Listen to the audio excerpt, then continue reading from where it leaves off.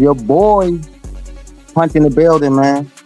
Shout out to the guys, man. We got a lot to talk about tonight, man. There's some interesting things happening in this fun world of boxing. Guy Opetaia called out the Mexican monster. That's the motherfucking fight we need to be talking about. You know what I'm saying? Boy Schofield talking shit on Shakur Stevenson again. Bro, we already know you ducked him. That's a stain on you, bro. No amount of shit talking is gonna save you from us laughing at your ass. Ever. You understand? Bud Crawford dropping some bombs out there in his latest interview, bro. Dropping some bombs. Boots in it. Virgil Ortiz. Sebastian Fundora.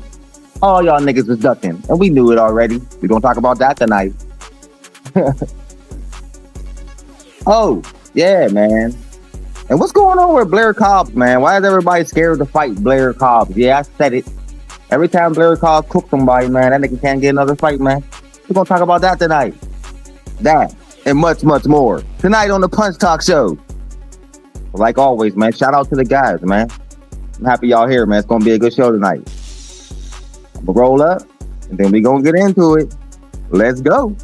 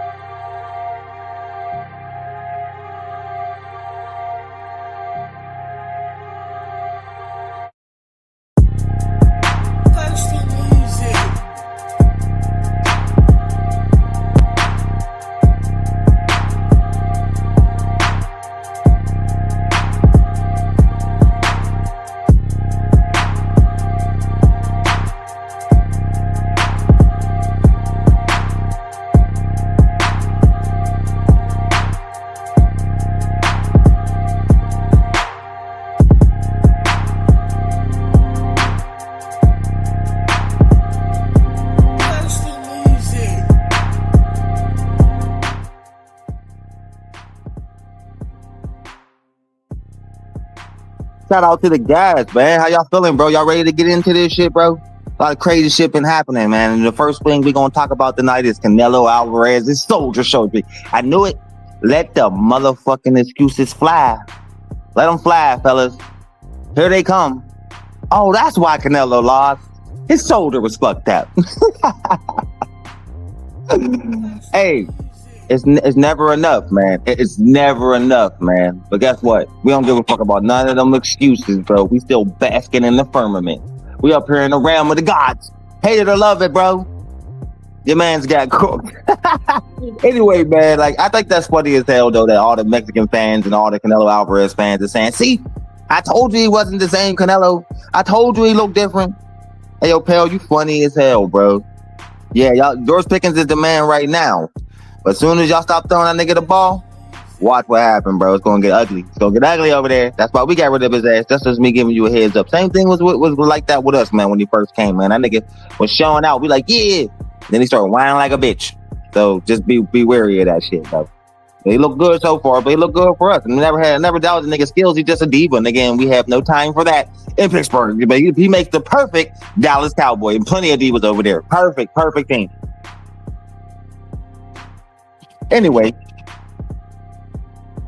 Canelo Alvarez fans, get over it, man. Just get over it, all right? The man's got cooked. It is what it is. Let it go, man. Live another day.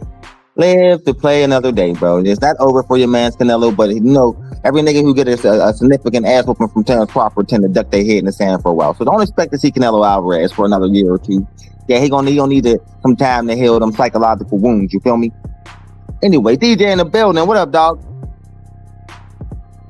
So, the big news is, man, Jay Opetaia did an interview with Fight Hype, and he pretty much just laid the blueprint of what Turkey Ali Sheik want to do with his career, man, and I'm all for it. Now, let's keep this shit 100. That dude is highly ducked. He really should be the biggest star in Australia. They got a big problem over there in Australia cheering for the wrong boxers, man. They always put the wrong ones on top, bro. I can name so many of them that was so overhyped and trash, but the tight niggas is always overlooked. Jay Opetaia was the one. And everybody overlooked him for Bumbosis. Everybody overlooked him for Tim Zoo. Everybody overlooked him for the one dude who just got cooked. Can't remember his name. Paro. Liam Paro. All the wrong people get famous over there, bro. When the tight niggas, the one y'all should have been putting all y'all money behind, the one y'all should have been putting all y'all tears behind was Jay Opetaia, because he's the one. Don't nobody want to fight that nigga up there. You understand? He said that him and Badou Jack, talked on DMs, and Badou Jack said, yeah, I want to fight you. You win, you beat your mandatory, I beat my mandatory, we'll make it happen. Now, we already know that Badou Jack already ducked him once, right? You know what I mean? Definitely divas, pal. Whole team. That's why they called it the cowgirls, bro. Them niggas is divas. They whine when they don't get their way. That's why they held out on Dak that long to get that contract, bro. Because they're like, nigga, you whine too much. We gonna string your ass along as far as we can. I'm gonna quit fucking with you tonight, though. I'm gonna stick to boxing. I'm gonna quit fucking with you, bro. It was a good win. The Cowboys is nice. They look so far. So hey, man, shout out. Looking like losing Michael Parkins didn't do too much bad to y'all. So we'll see how the rest of y'all season goes. We got a bye week coming up though, so we won our game, because we cooks like we cooks for nice. Everybody was talking shit on Aaron Rodgers, but they don't look so trash to me. Anyway, Badou Jack is probably going to duck Jay Opetaia. Jay Opetaia laid a clear roadmap, man. He wants to become undisputed. He don't care about money. He care about legacy. That's the type of fighter I could get behind. I could get behind those type of fighters. Fighters that want to leave a stamp on the sport. You feel me? Those are the niggas I follow. I don't follow crybaby motherfuckers or trumped up records who all they care about is money. Nigga, and they don't give a fuck about legacy. You niggas don't belong in the sport, Javante Davis. You don't belong here. You know what I mean? I want the niggas that want to leave a mark on the sport. I want the niggas that be like, man, remember that motherfucker Jay Opetaia, man? That was a bad motherfucker, man. I want to be able to talk about these motherfuckers when their career is done. You understand? We ain't gonna have shit to talk about with you. We're just gonna be happy you gone, bro. This is the difference. This is what hardcores and true fans of boxing want. Purists. We want legacy fighters. We don't want, you know what I mean? And listen, I understand this is a sport. This is boxing. This is prize fighting. You're fighting for a prize. You're supposed to get paid. You know what I mean? But that's not what it's all about. That's just a fucking perk of the job. Mad money come with boxing. If you're a great boxer, it's going to come. But I mean, the ones who went for legacy, nigga, they make the most money. And Javante Davis tricked everybody for years, and now everybody's on to that bullshit and don't nobody fuck with him. And he say, everybody's a bunch of traitors. No, nigga, we just on to your bullshit, nigga. Nobody ain't gonna keep paying $80 to watch you fight bums, nigga. It is what it is. You know what I mean? Jay Opetaia ain't doing that. He want the toughest fighters. He want the toughest task. He want to be the undisputed champion. You don't want to be the undisputed champion. You know what I mean? And we're going to talk more about you later, because I ain't done with Tank's ass by a mile, because there's some crazy shit going on with Turkey Al-Sheikh and Dana White and the sanctioning bodies, man. And I want y'all opinions. Do y'all think? Well, we'll get into that later. I'm going to stick to Jay Opetaia for right now, because, sometimes I do be all over the place. So I'm going to try to stick to a subject for a minute before I switch to the new one. Anyway, Jay Opetaia won Badou Jack. He won Gilberto. You know what I mean? We'll see what happens. Because we already know Ramirez just had surgery, and he don't really want no smoke, and he's gonna probably want a tune-up fight before he get in there with Jack. Badou Jack didn't already duck the nigga, but Badou Jack is trash. He keep winning belts. The nigga he got a weird style. His style weird as fuck. He put his head down and just throw hooks all day, and he be landing on motherfuckers. But if you're trash, that style will overwhelm you. But in reality, I don't give a fuck what nobody say. Badou Jack's trash, bro. He trash, bro. He just somehow always win belts. I don't ask you. Some niggas got these weird ass styles that catch certain champions off guard, but like he is so primed to get uppercutted all night. That's why he's so scared to fight Opetaia, because Opetaia's gonna uppercut the fuck out of him coming in with his head down like that, bro. Seriously, if you ever watched Badou Jack fight, man, his style is ugly. It's ugly as fuck. It's weird. It's awkward. You know what I mean? It's stupid, man. It's more like I don't know, man. You know them niggas who can't fight, just put their head down and just throw hooks all day, just hard ass hooks all day. That's what he do, bro, and he wins. But in reality, man, that shit's trash. That shit's trash, bro. You know what I mean? So don't keep your hopes. Don't get your hopes up about Badou Jack. But anyway, he said after he becomes undisputed, he wants David. Turkey Al-Sheikh told Opetaia that after he becomes undisputed, he wants David Benavidez to move up the cruiserweight to fight Opetaia, baby. Yeah. That's what the fuck I'm talking about, man. You know what I mean? That's what I want. That's the shit talking I'm talking about. He's like, yeah, I'm all for it. Nigga, I would love to fight David Benavidez. Nigga, I want all that smoke. I want the best fighters. I want legacy. See, that's the type of shit we about on this channel. We love legacy. We love niggas who want to leave a mark, or at least want to try to achieve greatness, nigga. You know what I mean? Facts, man. I talk a lot of shit on Devin Haney, man, about the lawsuit shit and all that shit, man. But in reality, the nigga left a nice mark already. Already, the nigga, you could tell niggas who care about legacy, because that nigga went down there, became undisputed, nigga. You know what I mean? Moved up to the next weight class, won the belt there, got cooked by Ryan. You know what I mean? But the nigga's hit it on the right direction. If he beat Brian Norman Jr., swear to God, I'll give that nigga all the respect in the world. I don't think he's gonna do it. I do not. But if he does, man, I will put straight respect on that nigga's name. See, I ain't one of them super biased channels who just talk shit. I talk shit on a nigga, but if a nigga surprise me, nigga, and achieve something great like that, because if he beat Brian Norman Jr., that will be, in my opinion, a great thing, a level of greatness. Because let's keep it 100, bro. Only his most avid fans and family give the nigga a chance, bro. But at the same time, all the boxing pundits saying Norman is too green. You know what I mean? It's the same situation it was with Crawford and Spencer. They keep telling the motherfucker he gonna lose, but and he believe he gonna win, bro. That makes a dangerous opponent. That's why I'm leaning towards Brian Norman Jr. because nigga, that nigga want to win, believe he can win, nigga, and he want to achieve greatness. Same thing as Devin Haney, man. But one hit way harder than the other one. One's a way more nigga polished boxer, but one hit way harder than the other one. And we know my man Haney can't really take them hard shots. All right, you can blame it on whatever you want to blame it on. I've seen it already. So he needs to show me that he gonna get in there, and he needs to fight Norman Jr. with the same type of fucking skill, ring IQ, footwork that we just seen Terrence Crawford do to Canelo. He do that, man, it's gonna be easy work for Devin.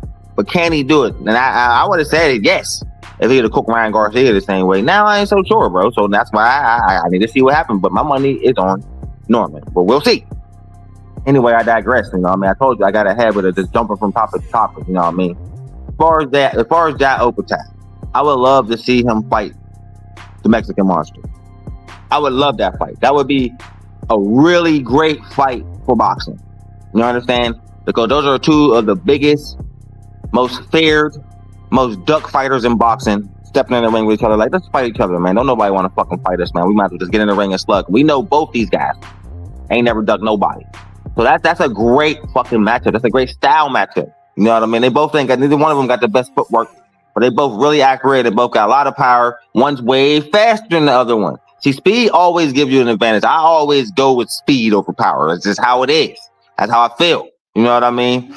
I don't know who I would choose in that fight, man, but I'm leaning towards the Mexican Monster because of the speed, man. Speed is crazy, and the caliber of opponent been way better. That's not Jazz fault. Nobody want to fight this nigga, man. Like, that's kind of the same thing David Benavidez went through, bro. Like, David Benavidez sparred everybody. And shout out to Slick, because he said this too, bro. You spar everybody, bro, niggas don't want to fight you for real. I think Shakur made that mistake. David Benavidez made that mistake. And Devin Haney made that mistake. Y'all sparring all these niggas, and they all saying what you're capable of, so they never going to give you that real fight, bro. And I think a lot of these fighters do that too much. You know what I mean? Stop sparring everybody, niggas. You know what I mean? Then niggas won't be afraid to fucking fight you because you done did some crazy shit to them in sparring, nigga. And now they like, oh, no, nigga, I'm getting in the ring with this nigga. Like, you know what I mean? Because Jose Benavidez Sr. said that when David Benavidez and Dimitri Bivol sparred, and I told you niggas this before this came out, I told you niggas, if they fight, nigga, I'm going with Benavidez. But he said when they sparred, nigga, he beat the shit out of Dimitri Bivol and made that nigga quit in 2 rounds. That's why he vacated, you know what I mean, instead of fighting Benavidez. He could have held onto his belt and still got that surgery and came back and fought David Benavidez. He vacated because, nigga, I don't want to fight this nigga again because I sparred him. That's real shit if that story's true. Like I said, there's a lot of lies in boxing. There's a lot of lies in this fucking sport. So it's hard to tell if a motherfucker is telling the truth or they lying. But that seems like a believable story. I believe David Benavidez could beat people. Y'all the motherfuckers who always say, oh, Pot, you crazy. Nigga, I know what I be seeing. You know what I mean? And I think that would be a great fight. But I said he could beat them both. I said he could beat better BF and Bivol. I said that. He could beat either one of them niggas. Y'all like, yeah, like, I don't know. I've been trying to tell you, nigga, look, listen, Bivol exposed better BF. He's slow. He's slow as fuck. He's just all power, slow as shit, nigga. They've been whooping his ass the same way Bivol did. But David Benavidez can match B-Ball's in and out shit. You know the in and out style he got? Nigga Benavidez can catch him with all type of counters when he coming in like that, bro. That'd be a great fucking fight. But I believe that they sparred. And they did spar. I looked it up. Hey, did they really spar? They really did spar, man. So is it true that he cooked him, man? David Benavidez was cooking everybody in sparring. We know that. But sparring don't mean shit. But now we seeing why niggas don't want fighting, bro. Can't be sparring everybody out there and letting niggas seeing what you got, nigga, too soon because nigga they ain't gonna want to be a sacrifice. You know what I mean? Straight up, man. But I mean, I think that's a good ass fight, man. I like that fight a lot, a whole lot. I hope round one's in the building. Round one, you in here?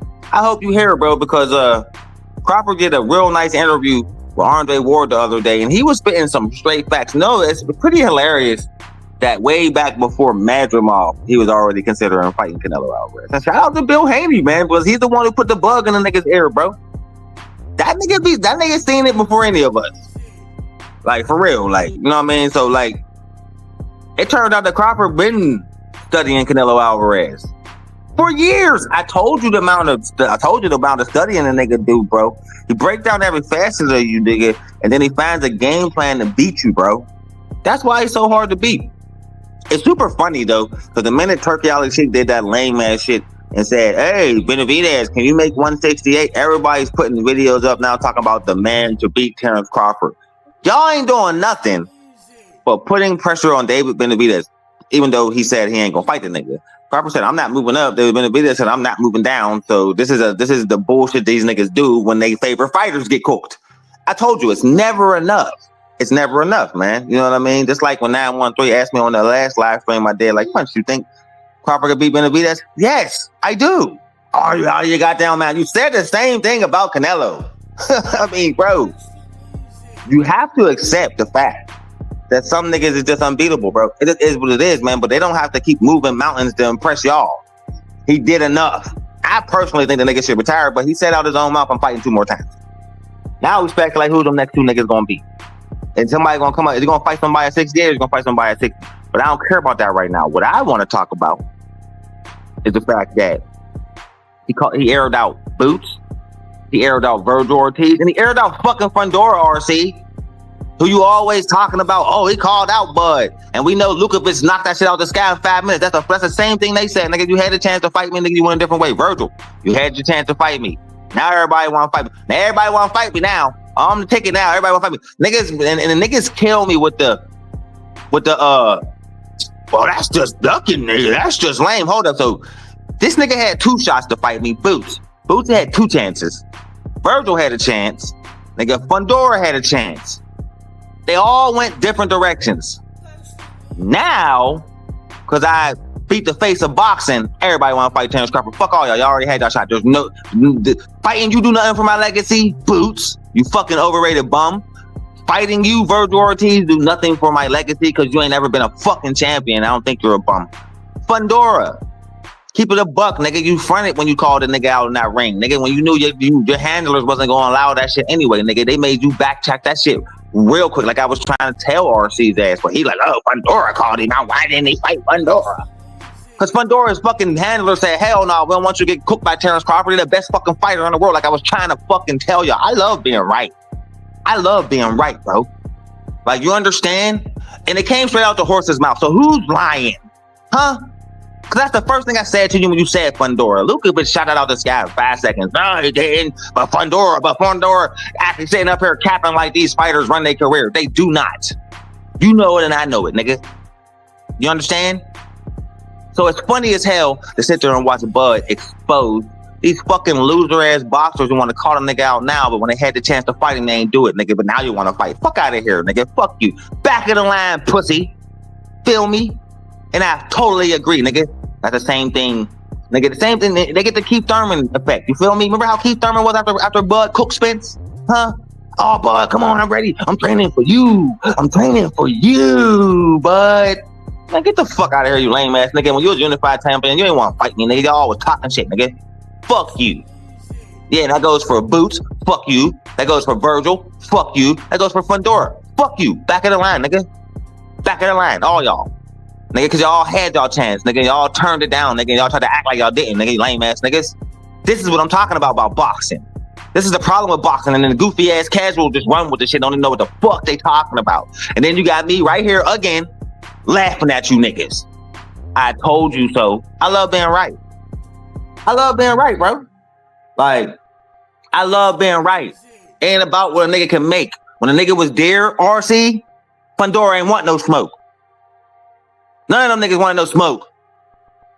I wanted to fight Fundora. Nigga, nigga his handle said, nigga, Bud will cook you, bro. You're not taking that fight. I don't even know why the fuck you call that nigga out, nigga. You ain't fighting him.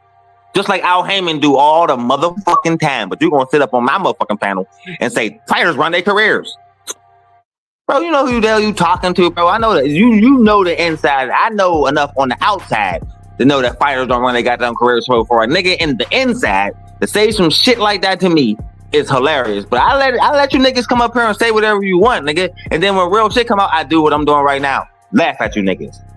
Laugh at you niggas because you totally were fucking wrong. Like I said, man. Niggas love throwing shit out there trying to fucking hate all day. It's fucking hilarious to me, man. That's why I love when it comes straight from the horse's mouth. None of these niggas wanted to fight me for real. I bet they want to fight me now. Everybody want to fight me now.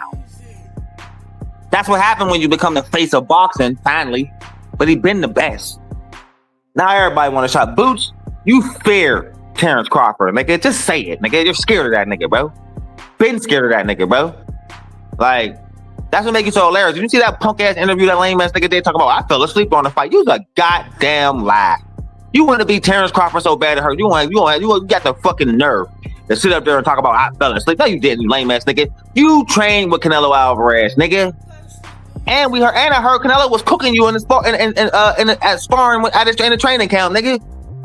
But you think you Terrence Crawford, nigga? But you fell asleep during that fight, nigga? You fell asleep on the biggest fight in the last 20 years. You a fucking liar, bro. That's how lame that nigga is, man. When his pops came right up top of the buck, nigga, I picked Crawford, told you Crawford was gonna put him like that, said he was too good. Boots talking about, oh, it was a good fight for boxing. It was a good fight for boxing. You just can't help but be a hater, you lame ass, overrated bum. That's why I don't like you or respect you, and I can't wait for you to get knocked down, bro. I can't wait. Nigga, it's coming. It's coming, yo. I want to see how you handle getting knocked down, bro. Like, it's going to be so fabulous to see it when it happens. And you heard it here first, nigga. Boots is going to get knocked down sooner or later. And I'm going to laugh the fuck. Because the dude is kind of fucking, when he get into squabbles, bro, he never gets the best at inside squabbles, bro. The only nigga credible fighter that we got the best in the inside squabbles was fucking Roman Villa. And Roman Villa was landing hard on him. Aphrodisian was landing hard on him. Karen was landing hard on me. But you think this motherfucker going to be able to take Virgil Ortiz's shots? Watch this. It's gonna be so fucking funny to watch that nigga finally get cooked, you fucking bum nigga. I ain't gonna flame Virgil because Virgil was smart. Virgil said, nigga, I ain't wanna fight that nigga. That nigga too nice. Yeah, you wanna fight him now? I bet you wanna fight him now. Everybody wanna fight him now. But when you had the shot, nigga, you turned it down. You can't say a nigga ain't wanna fight nobody if you get the shot, if his name come across your desk, nigga, and you say, no, I'm going a different direction. It's what all three of those niggas did, bro. You know what I mean? For real. For real. So I don't give a, hey, yo, Rob, don't make me expose you on here, bro, because you come in here trolling a little too much, and I know the truth, bro. The truth is already out, my guy. You come in here trolling a lot, but you don't mean none of it, nigga. Please don't make me expose you, bro, because you're going overboard with it now. Like the trolling is really super hilarious because you just coming in trying. You know what? I ain't even gonna say that. I'm gonna do this. Time out, motherfucker. All right, that's what I'm gonna start doing. I don't give a fuck. Yep, be mad. Yep, timed his ass out, nigga. Yep, I did. Nigga, because I ain't got time for the bullshit and I'm not reading the chat. I'm too busy flaming his ass right now. Know what I mean? But I ain't got time for the trolling bullshit, nigga, because that's all cap. Nigga, you take from that what you want to. You know what I mean? But anyway, back to what I was saying.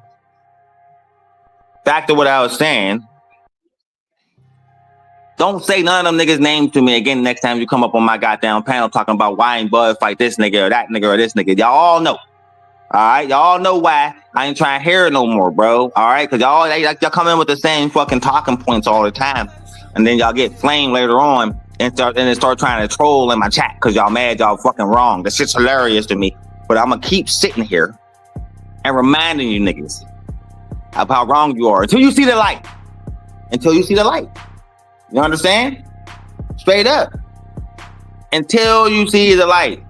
Fuck you, Timmy. Fuck your mama. Fuck your daddy. And fuck your whole family. Get the fuck out of my chat, pussy. Anyway. Yeah, I ain't playing with y'all motherfuckers today. Last time I went live, you bitch ass niggas kept coming in here talking that weird shit. Nigga, I'll flame and disrespect all y'all today. I'm on one tonight, nigga. Don't come in here with that shit, nigga. That you know now. I'll go on a fucking banning street, nigga, but I'll disrespect you, your mom, your grandma, your kids, everybody, nigga. I'm on that shit tonight, nigga. Come in my chat talking shit, nigga. Watch what happened to you, nigga. Cause I know your bitch ass can hear me right now, you little whiny ass pussy, nigga, even though I just banged your lame ass, nigga. Don't come on punch talking that weird shit to me, you fucking faggot. Cause I ain't monetized over here, nigga, and I don't give a fuck. You understand? Anyway, back to what the fuck I was saying, nigga. Yeah, I'm in that mood tonight. Trolls, come on in, trolls. I got a fucking AK-47 loaded with rounds, nigga. Do you understand? Nigga, I'm on one tonight.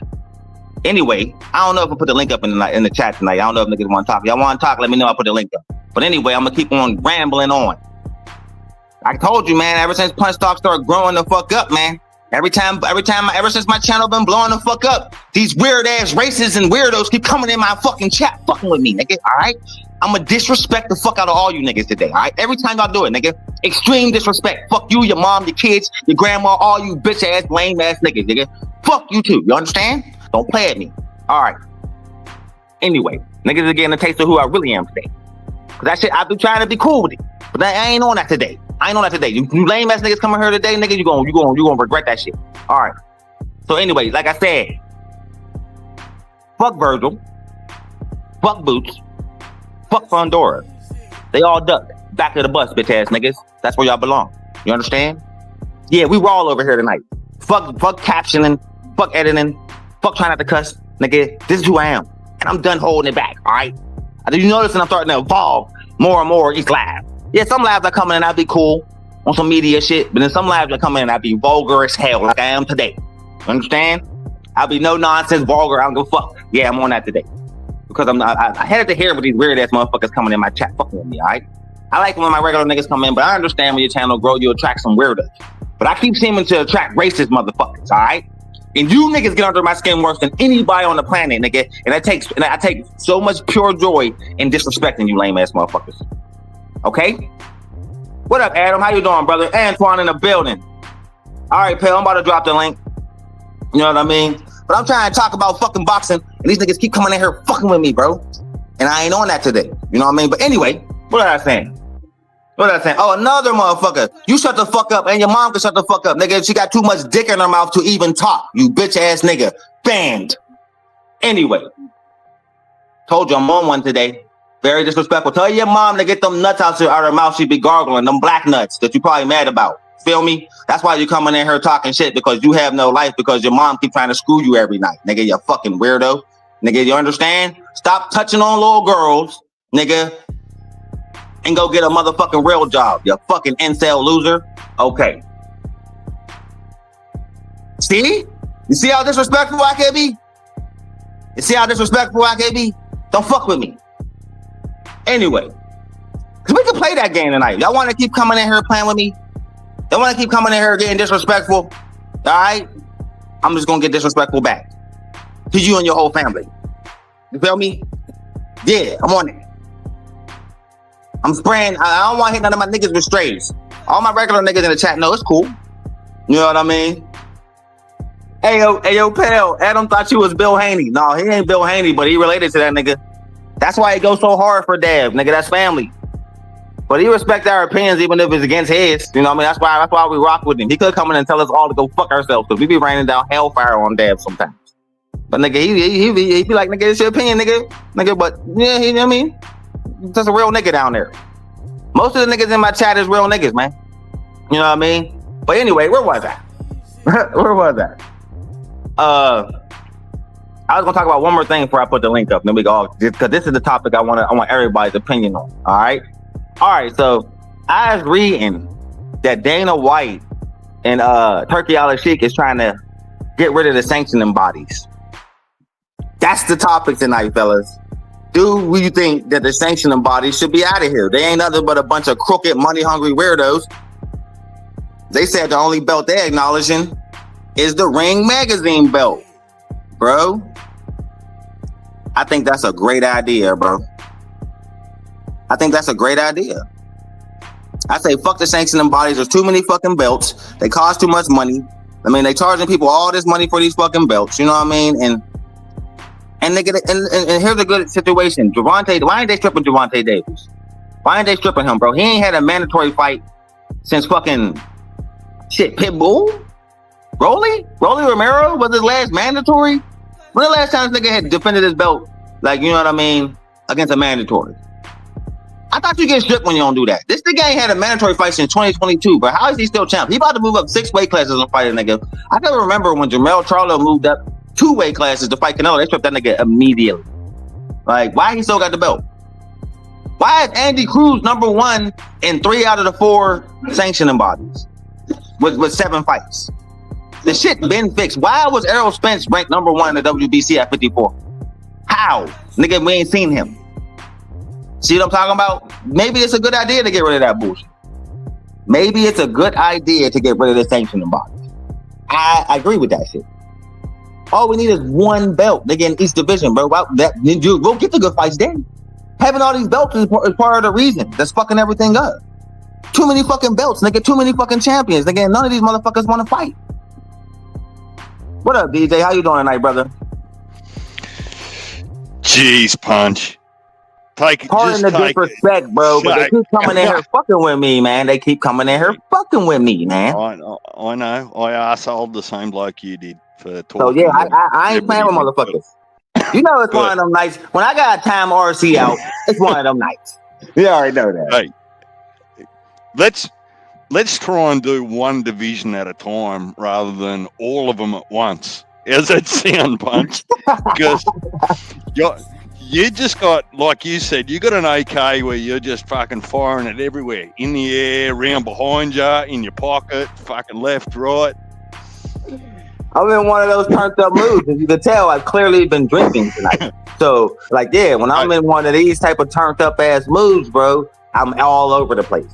Like, trying not to be, but it just is what it is, man. You on Punch Talk, bro. I'm just all over the place some days. Y'all used to it. Hey, funny enough, I was talking to Rob earlier today, and I said, look, if you bring this stuff up on Punch channels today, you're going to end up in timeout all over again. But he's watching the football. So where do you want to start? I wanted to give you some feedback on your music too. It's what do you think? It's fine, but it's probably the volume's probably just a little bit too loud when you bring certain people up on the panel that are soft talkers, if that makes sense. Yeah. Like, you know how you hear people and they're louder than others. So some of the softer talkers you can't hear sometimes over the music. All right, so yeah, I'll turn it down when I get the soft talkers up here. How is it right now? You like that volume? Not too crazy? Oh, it doesn't bother me. Cool. I can yell. I can yell as loud as you need to.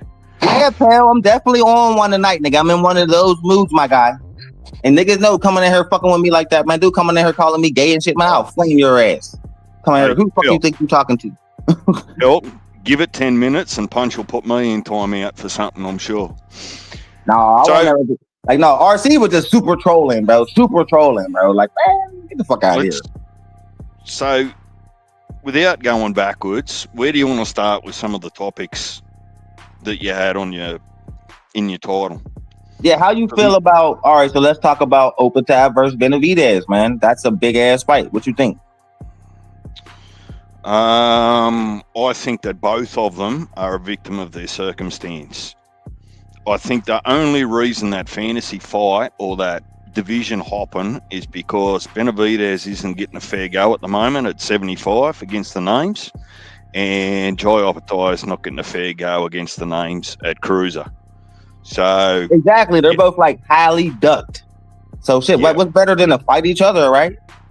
Yeah, look, I think that before we get too carried away with BENAVIDEZ, let's just see what Turki Al-Sheikh does with him, because Turkey's paid Al Heyman whatever money to borrow BENAVIDEZ for what, 2 fights or 3 fights? I think it's 3 fights. Yeah, he paid Turkey. If he paid Al Heyman something like $50 million, bro. Because I think the game changes a little bit if BENAVIDEZ gets someone at 75, like a Bivol. Like, say he was to beat a Bivol, I'm not saying he's going to, but just for example, if he beats a Bivol, then it's more than about undisputed. So let's go for BENAVIDEZ. So, man, boxing changes too quickly to forecast that we're going to see Jai Opetaia and BENAVIDEZ at 200 pounds late next year. It just, man, boxing changes too quickly to put your house on that. Benavidez called out Jai a couple of months ago and said, yeah, I'll go up to fight Jai. But in saying that, he said that at the same time that he wasn't getting the opportunities because Bivol and Benavidez were locked up in Riyadh season. So once they unlock that, let's see what sort of happens. But I think that boxing's got a cancer in it if you can't allow a division to work out who's top dog because everyone's. I think it's one of those situations where I think they just sparred too many people, bro, and they were just whooping their ass to the point where it's like, bro, I'm not fighting him in a real fight, bro. Like, Slick was touching on something like that in my last stream about that. Like, maybe they should stop that shit, man. Well, there's that bit, but there's also the bit that for every other week and every other year, the sanctioning bodies have mandated the unification fight, right? Yeah. Right, and then every other day they mandate the challenger who's a tomato can, and if you don't fight them because you're probably going to lose money putting on that card, you get stripped. Like it's all back to front. So that sort of segues into what I understand about what Dana and Turkey was saying. I don't think they want to disband the sanctioning bodies. What they're looking to do, from my understanding, is get an amendment to the Ali Act that they're not bound by the other four sanctioning bodies and they can just reference the Ring Magazine rankings only. Because I think the sanctioning bodies tie into the Ali Act at the moment. So it's not about throwing the Ali Act in the bin. It's just about saying, hey, look, we want to operate so that we're not handcuffed to the sanctioning bodies. Yeah, because the sanctioning bodies is full of shit, man. They keep pulling a bunch of bullshit, and we all been tired of them for a long time. Like, at first, Slick was pissed off that they were trying to get rid of them, but, bro, the sanctioning bodies might be the biggest fucking cancer of the sport, bro. They the ones who started this fucking ring around the rosy with the belts, this email championship, this regular this lineal that, 17 belts, 4 weight classes. Bro, I'm tired of all this shit. Go back to just 1, maybe 2 champions per weight class. So that way, you know what I mean? Because the best could fight the best, bro. Like, that's how it used to be. They fucked it all up, adding more belts in, bro. It didn't help the situation. It made it worse. And then on top of that, these fucking belts, DJ, cost like $100,000 a piece. They make the fighters pay for this shit, bro. What up, round one? Yeah, look, I don't disagree with you, but just because there's 4 sanctioning bodies doesn't mean that they can't run it with some sort of logic and sensibility. And you do know that some of these fighters, especially the ones they won't strip, you do know that these motherfuckers get the sanctioning bodies get a percentage of what they make, right? Yeah, 3%.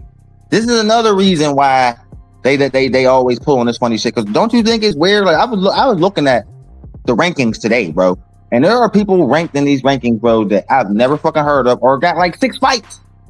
You got 7 fights. How are you number 2 ranked in any weight class when you got 6 fights? Man, look at the dude that just got elevated into Bud's vacant belt at 54. I've never fucking heard of that German fighter. I'll break down the Ali Act, Chappelle. The Ali Act is an act that they put in place so promoters can't rob fighters, man. You know what I mean? There's a certain percentage every fighter got to get of each purse, bro. So, because back before the Ali Act, a motherfucker would go sign a deal for $50 million and give you $3 million, bro. Well, like, you know what I mean? That type of shit they was pulling.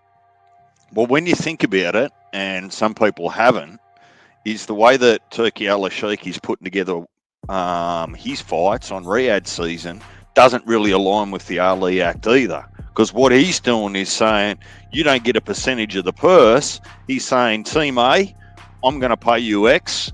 Team Y, I'm going to pay you Y. Well, actually, you know, Terrence Crawford kind of gave us a glimpse into how Turkey do his negotiation. Did you get to that part of the interview?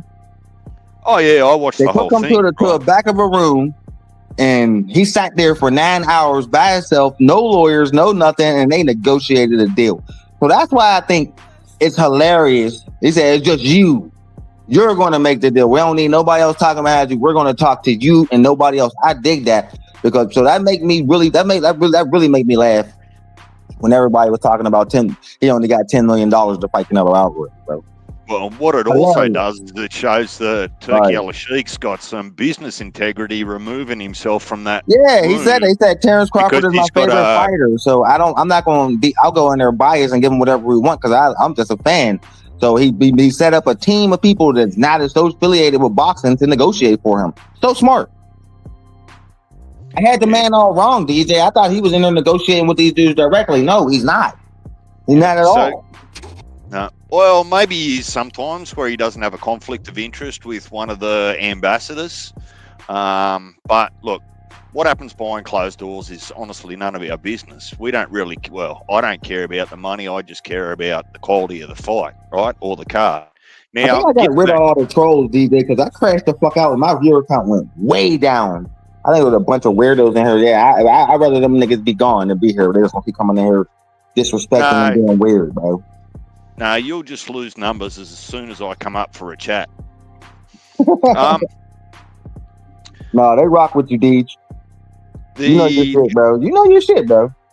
Like, you might have been a casual when you first came in this motherfucker, but you ain't no more. Nah, I'm casual on it. I'm definitely casual on that. You was wrong on the Canelo shit, but nah, you be right for the most part. Only super bad decision so far was Canelo and Tim Tszyu. But other than that, bro, you've been on point. Nah, well, I lost a bit to Heavy, and I had to go and make a donation to his channel, which I did go and do. I held up my end of the bargain, but I think that was more out of fun than it was out of really thinking who was going to win the fight. But getting back to Jai Opetaia, there's a couple other interviews if you want to follow up that talks to his manager at Tasman Fighters, and they've had a couple of little windows of opportunity on different cards to have some of these unification fights already this year, and they've fallen through. And then their last plan was that they were going to go and have a fight with Chris Billum-Smith that wanted $1 million, and Jai said, you can have the $4 million, because what that does is if I go and fight you and win, then that means that there's no one else in the rankings, right, for the other belt holders to go and fight. It becomes undeniable. You can't deny the unification bouts. But what concerns me is Zerto and Oscar De La Hoya showing so much interest in getting in the ring with Jake Paul for the bag. Let's face it. Yeah. And I'm okay if they decide to do that as long as Zerto gets stripped. If he's not fighting his mandatories or not fighting his unifications and goes and gets a big Jake Paul bag, right, I want the sanctioning bodies to strip him so the other people that want to be in the professional rankings get an opportunity for those titles. We'll see, man. The sanctioning bodies corrupt as fuck. I don't think they're going to strip him. They should. I think they should force him and Badou Jack to fight. And I think they should force him and Zerto to fight, man. I don't understand why they sitting there letting these fucking fighters take their sweet old time when we know they fucking really don't want to fight the nigga, man. Well, all he want to do is become undisputed. That's all he wants. And these fights, Badou Jack fights should have been happening, bro. But he's trash. He know he gonna get cooked. His style is so trash, bro. I can't stand him. I don't know how he keep winning. Look, I'll go out on a limb and say that the way that Jai speaks with his swearing and bits and pieces isn't maybe helping his cause with his popularity. Because people I was wondering, man, why he's not he should be the most popular fighter in Australia, bro. Man, Australian media is woke as hell. They're not going to promote Jai Opetaia that just gets into an interview and says, fucking this, cunt that, fucking this, shit. I mean, that's a typical Aussie, though.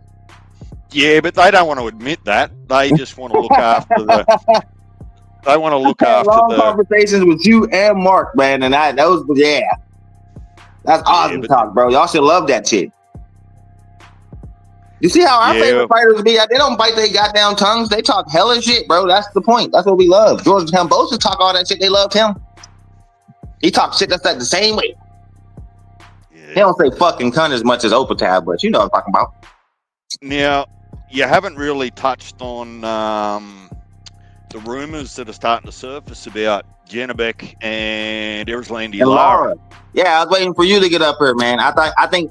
Listen, bro. How old is Janibek? 42. Janibek's 42? Oh, no. No, Janibek's like Lara's 42, right? 32. Yeah, Lara's no, 42 and Janibek's 32 or 31. Don't quote me. I'm just Lara guessing. lost that sharpness and that footwork that he used to have. Now he's just kind of walking you down, landing accurate shots. Is he going to be able to win a slugfest with Janibek, honestly? Well, I don't know. Or People have is he been, going to find the fountain of youth and box Janibek's head off like we know he's capable of? well, I don't know. Like everyone's been waiting for Lara to get old.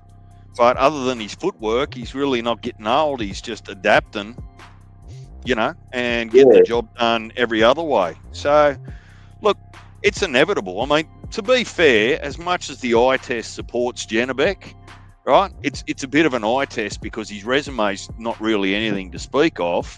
No. At least we get to see Janibek against an established name. Are you a hype job or are you the real deal? Or are you the real deal? But again, how much credit will he get for knocking out a 42-year-old Lara? Doesn't matter. We're past the age discussion, right? Because Usyk's friggin' 41 or whatever he is too. Yeah, but Usyk's special. Is Lara on that level? Is Lara? Come on, is Eris Landy Lara really on that level? He's a great fighter, but is he elite? No. Do you know what? He's only got to continue to beat the people in front of him, Punch. That's all he can do. Because he's not going to get into the Hall of Fame off the 160 generation at the moment. Who's at 160 that's going to springboard him into absolute superstar status? Nobody. Who? Janibek? No, Lara. Lara? They all moved up. Only two names that was capable of punching that high was Jamal Charlo, because anybody give Jamal Charlo his first loss is going to get pretty popular. And before BENAVIDEZ cooked him, Boo Boo. Seems like he's in a situation they both been in for years now, like with 160, bro. Like most fighters don't really stay there. They either jump past it or be there for one or two fights and dip. Yeah, remember, Boo Boo was the WBA champion at 160 for a minute. Couldn't get no fights. Yeah, Charlo went kind of crazy for a minute there. You know what I mean? And then he ended up getting stripped when he did that hit and run shit. Yeah, look, all I'm just saying is sometimes you're a victim of your environment. Right? Yes, sometimes you can overprice yourself, right? That's your own fault, but we can't keep expecting to compare today's generations to previous generations when just the stables aren't as strong. So Janibek, it'll be a 3-belt unification. Who's got the other one? Carlos Adames at 160. Is that right? Yeah, that's right. I mean, 160 is kind of just as trash as 47 is. Yeah, but whose fault's that? So all the greats left. Like, that's what happens, bro. They all move up. That's what happened. Then the next crop just kind of be average, like, you know? Or what I'll say is let me give you a different take on it.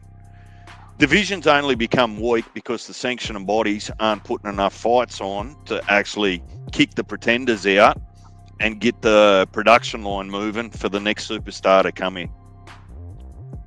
They just stall and that's why way too long. Like I told you, at first I was a little nervous about Turkey trying to take away the sanctioning bodies or ignoring them, but I understand, bro. When I really look into these sanctioning bodies and how corrupt these motherfuckers really are, yeah, bro, I agree, man. I think they need to get up out of here, bro. I think they're fucking up the sport, man. They're too greedy. They're too greedy, bro. And they always been like that. Even when there was a couple belts, like even before there was 4 belts, these sanctioning bodies always been greedy as hell. They always been controlling shit. They want to strip this guy, but not strip this guy. You know what I mean? They want to uplift this guy, but keep this guy down. That shit's annoying to me, bro. And yeah, I think I'm happy finally there was an entity strong enough to compete with them, you know? The other disappointing part about it, Punch, is those that are in history that have earned those belts through just grit, determination and skill, fighting 10 times a year, right, to get their names on those belts. Now they're on the same list of people that pretty much just get emailed into Bro, those they just fights. did it again. They just did it again. They ain't fuck with Canelo Alvarez the whole time. The second Crawford beat him, 4 days later they stripped him to WBA. Just like the IBF did when he was at 47. Why do they do that? Because they want to give this nigga, they want to give Canelo his belt back, or they want to give somebody a quick shot at the title, or another quick shot at him. Because, damn, nigga, I ain't even been champ for a month, and y'all already took one of my belts away. To be fair, there's a... I don't explain why they do shit like that. I don't understand it. It goes way over my head. It's like, bro, y'all didn't even get a nigga a chance to even choose another opponent. Y'all just stripped him immediately. Like he ruined, like y'all. So y'all blaming him just like they did with Spence for Canelo's mandatory events. That's fucked up. No, because think about it this way. What you're looking at is you're looking at people that decide to enforce rules one week but not enforce it the next week. So if Bud Crawford had mandatories at 54. No, the IBF stripped Jamel, not the WBO. Stripped who? Stripped Jamel Charlo when he moved up to fight Canelo. Well, they were the first one to do it because he was mandated to fight Bakram back in 2023. So the principles are the same, that if you keep ignoring your mandatory defences, at some point they're going to strip you. And for people that go up... That's pertaining to Gervonta Davis. That motherfucker ain't fought a mandatory since 2022. Yeah, but Tank's been honest. Tank, whether you believe it or not, is probably one of the most honest boxers in the history of honesty. Exactly. So why the fuck did they give him the belt? I don't understand that. Because 3% on a huge bag that Tank generates when he fights is a lot bigger than 3% off Keyshawn Davis or Shakur. You know, it's just money. Exactly. And that's why them fuckers need to get up out of here, nigga, because he's stopping the other ones from getting that type of bag too. It's annoying. He got the machine behind him, so we're going to give him all the perks. He don't have the machine behind him, so we're just going to strip him quicker, even though he fights more than him. This shit's stupid, DJ. But the stupid thing is Tank says, take the belt back, I don't want it. Right? You've seen him. RC pointed it out to me. He goes, yeah. There was a couple of fights where they wanted to put the belt around him, and he didn't want any part of it. He pushed him away. Right? He doesn't want the belt. He's told the whole world, his followers, his haters, I'm just here to fight for money. Told everyone, and people don't want to hear it. He's told the sanctioning bodies, don't let me fuck up your product, just take it off me, and they won't. So, man, look, I can't explain you're right, you're right, Mark. They did strip him of the WBO too because he wasn't fighting Tim Tszyu. He did get stripped for that one. He did. So he got stripped for 2 belts. Jamel, right? Because Tim Tszyu got uplifted after they stripped Mel, right? They stripped Mel of every belt other than the WBA champion in recess. Or did Tim Tszyu get it when Jamel vacated all the belts? No, Fondora had it because when Tim and Fondora fought, they were fighting for the WBO and the WBC. No, because Tim Tszyu had the mandatory. Remember, he defended it once. That's why I say that's why I call him a credible champ, because he beat Mendoza. Remember, he was champion. Fondora took Tim Tszyu's belt. Yeah, Tim Tszyu was the WBO champion. Yeah, I'm looking at it right now. Yeah. When Jamel Charlo vacated all the belts, they gave Tim Tszyu the WBO. Crawford, they gave Madrimov fought your boy for the WBA. Bakram fought somebody. Bakram fought some nobody for the IBF, and Fondora and Tszyu fought for the that WBC and that in the WBO. Yeah, that's how it went. That's why Fondora WBC and didn't he give one up? So he's just WBC champ now, ain't he? Well, he gave one up to go on do the Tim Tszyu rematch because he was mandated to fight Xander Zayas. And then Xander turned around and said Fondora's ducking him. And the fuck, that made me laugh. I mean, you're kidding yourself, young man. Fondora will cook you, bro. Man, he's just renting that belt until someone wants to go and get it back off him. All right, so yeah, It's It's Xander, only Diaz, Bachram, Abbas, Barrow. Did I say that right? Abbas Barrow, I think that's his name. And That'll then do. Fundora. Yeah, Barrow was the new champion at WBA after Crawford vacated. And Xander's now just saying they're trying to make a unification for that belt in January or something like that. So Janibek versus Lara for unified. That would be a good fight. Like, but I would like to watch the Adamas fight Janibek too. That's a good fight as well. Well, look, we just want to, as fans, I guess we just want to find out who the top dog at 60 is. Doesn't matter what names are there. We just want to know who the top dog Janibek is. got the most belts, so he's the top dog. Yeah, but his resume isn't great, to be honest. That's It's why not. I say to you, and that's why I sort of say to you, like, I'm careful. He passes the eye test, and he can fight different ways. But you know, how many times have we all got on the hype train only to find out that they've come up against, you know, someone with proper skills, and they get found out? True. I mean, shit, last year, you said yourself, Punch, 2024 was the year of destroying hype jobs. A lot of upsets last year. Yeah, it was the year of the upset right there, boy. A lot got exposed this year, too. Well, some of them bad are in 2024, though. Like, 24, some big names was getting exposed. Big names. The biggest name being Devin Haney. Yeah, look. Now, I mean his skills. I mean his chin. Like, it's like, ooh, Devin might not could take a punch. Wilder got beat twice. Wilder got beat twice. Zhang lost. Coley lost. Tim Tszyu lost. Tim Tszyu lost.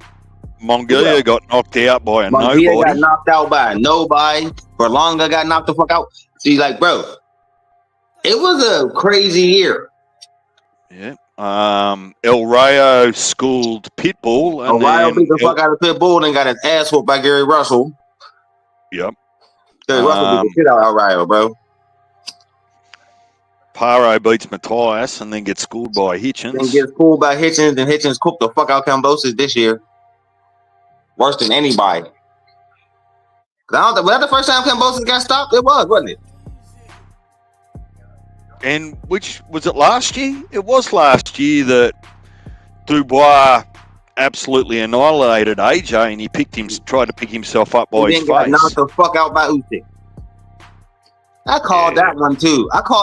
Everybody was like, oh yeah, Loma stopped in round one. You're right, Loma did stop him. So that was a second knockdown for Bumbosis. But I was on that with the ball. I was like, man, yeah, he was ready for Anthony Joshua, but Usyk made him put on a stool. Usyk already took his soul, but Usyk gonna probably do him worse this time. Usyk probably gonna knock him out. No, I don't know. What happened? Knocked him right the fuck out, man. I told you that was gonna happen. That was predictable as fuck. Listen, DJ, this is some good boxing knowledge I'll give you. When a fighter make you quit on your stool, he already done took your soul, your pride. You're scared to death. You don't want to fight him again. The only reason Daniel Dubois got in the ring with Usyk again because that bag was too big to deny. He knew he wasn't going to win. And he fought him the same way he fought Anthony Joshua and still stood no chance. None. Like, it just, it was written in stone. You can't beat this guy. That was like Wilder and Tyson Fury. Like, bro, why would you fight him 3 times, bro? Like, you shouldn't fight him again after the first fight. After that draw, you should have stayed way away from Tyson Fury. You want to keep trying to prove to everybody that you can beat this dude. And nigga, you can't. He has your ticket. The same way Usyk had Dubois' ticket. The same way Usyk had Joshua's ticket. The same way Usyk had Fury's ticket. He's better than all you niggas. Why? Because he can fight like a boxer and y'all fight like heavyweights. You can't catch the nigga. He's too slick for y'all. Y'all ain't never gonna win. That's what made Muhammad Ali so great. He didn't fight like a heavyweight. He fought like a fucking lightweight. That's how Usyk fights. And then no heavyweight is going to be able to beat him. He's too quick for a heavyweight. Why? Because he's not a heavyweight. We got an unfair advantage, man. Same way with Crawford and Canelo. He's too fast for this dude, bro. No, he's not the size. Man, he's too fast for this dude. Like, it's an unfair advantage. No, it ain't. That's what I was saying to you, Punch. There's so many examples where the smaller, faster, more skillful guy beats the bigger guy. So, yeah, especially a heavyweight. They're too slow. Like, think about this, DJ. I'm gonna ask you a question. Since Mike Tyson. Have there been a fast heavyweight with super fast hand speed like Mike Tyson? No. Atama, he's probably pretty quick. He looks to be quicker than compared most. to Mike Tyson. Oh no! Look, I'm not going to go. I'm not going to get. You have to set the bar that high. You have to with these heavyweights, man, because most of them are just slow, like the slow motherfuckers that drop bombs. There ain't none that'll hit you with an 8-punch combination. There's no. Usyk could do that, but other than Usyk, the other one that could do that was Mike Tyson.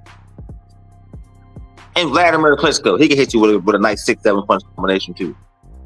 Like, no, but other than these guys, bro, like that don't exist in heavyweight, bro. That's why he's gonna always be levels above them, bro. No matter what name you put in the ring with him, he's too fast. But then that's part of the argument to say, well, do you create a super heavyweight division so that you haven't got the slow ass huge puncher against the 220 guy that's just gonna dance around you and box the side of your head in? I mean, would you want to watch two Zangs go at it? Well, that might be extremely boring. Think Zang versus Wilder. Remember how boring that was? That's what you get when you put two big slow motherfuckers in the ring with each other. You gotta match up styles somehow. It's just that no heavyweight can match a quick. Heavyweights ain't supposed to be fast, DJ. They supposed to be like, you know what I mean, supposed to be a little, like they supposed to have some speed. They got speed, you know what I mean, but they ain't supposed to have the speed of a, you know what I mean, cruiserweight or a light heavyweight, bro. Like, you know what I mean? So it's just really unfair advantage. Ali was pretty quick. Yeah, Ali was a freak of nature. Ali was a heavyweight who fought like a lightweight. Hands down, beautiful footwork, kept moving, boxed your fucking head off. There ain't been nobody like him since.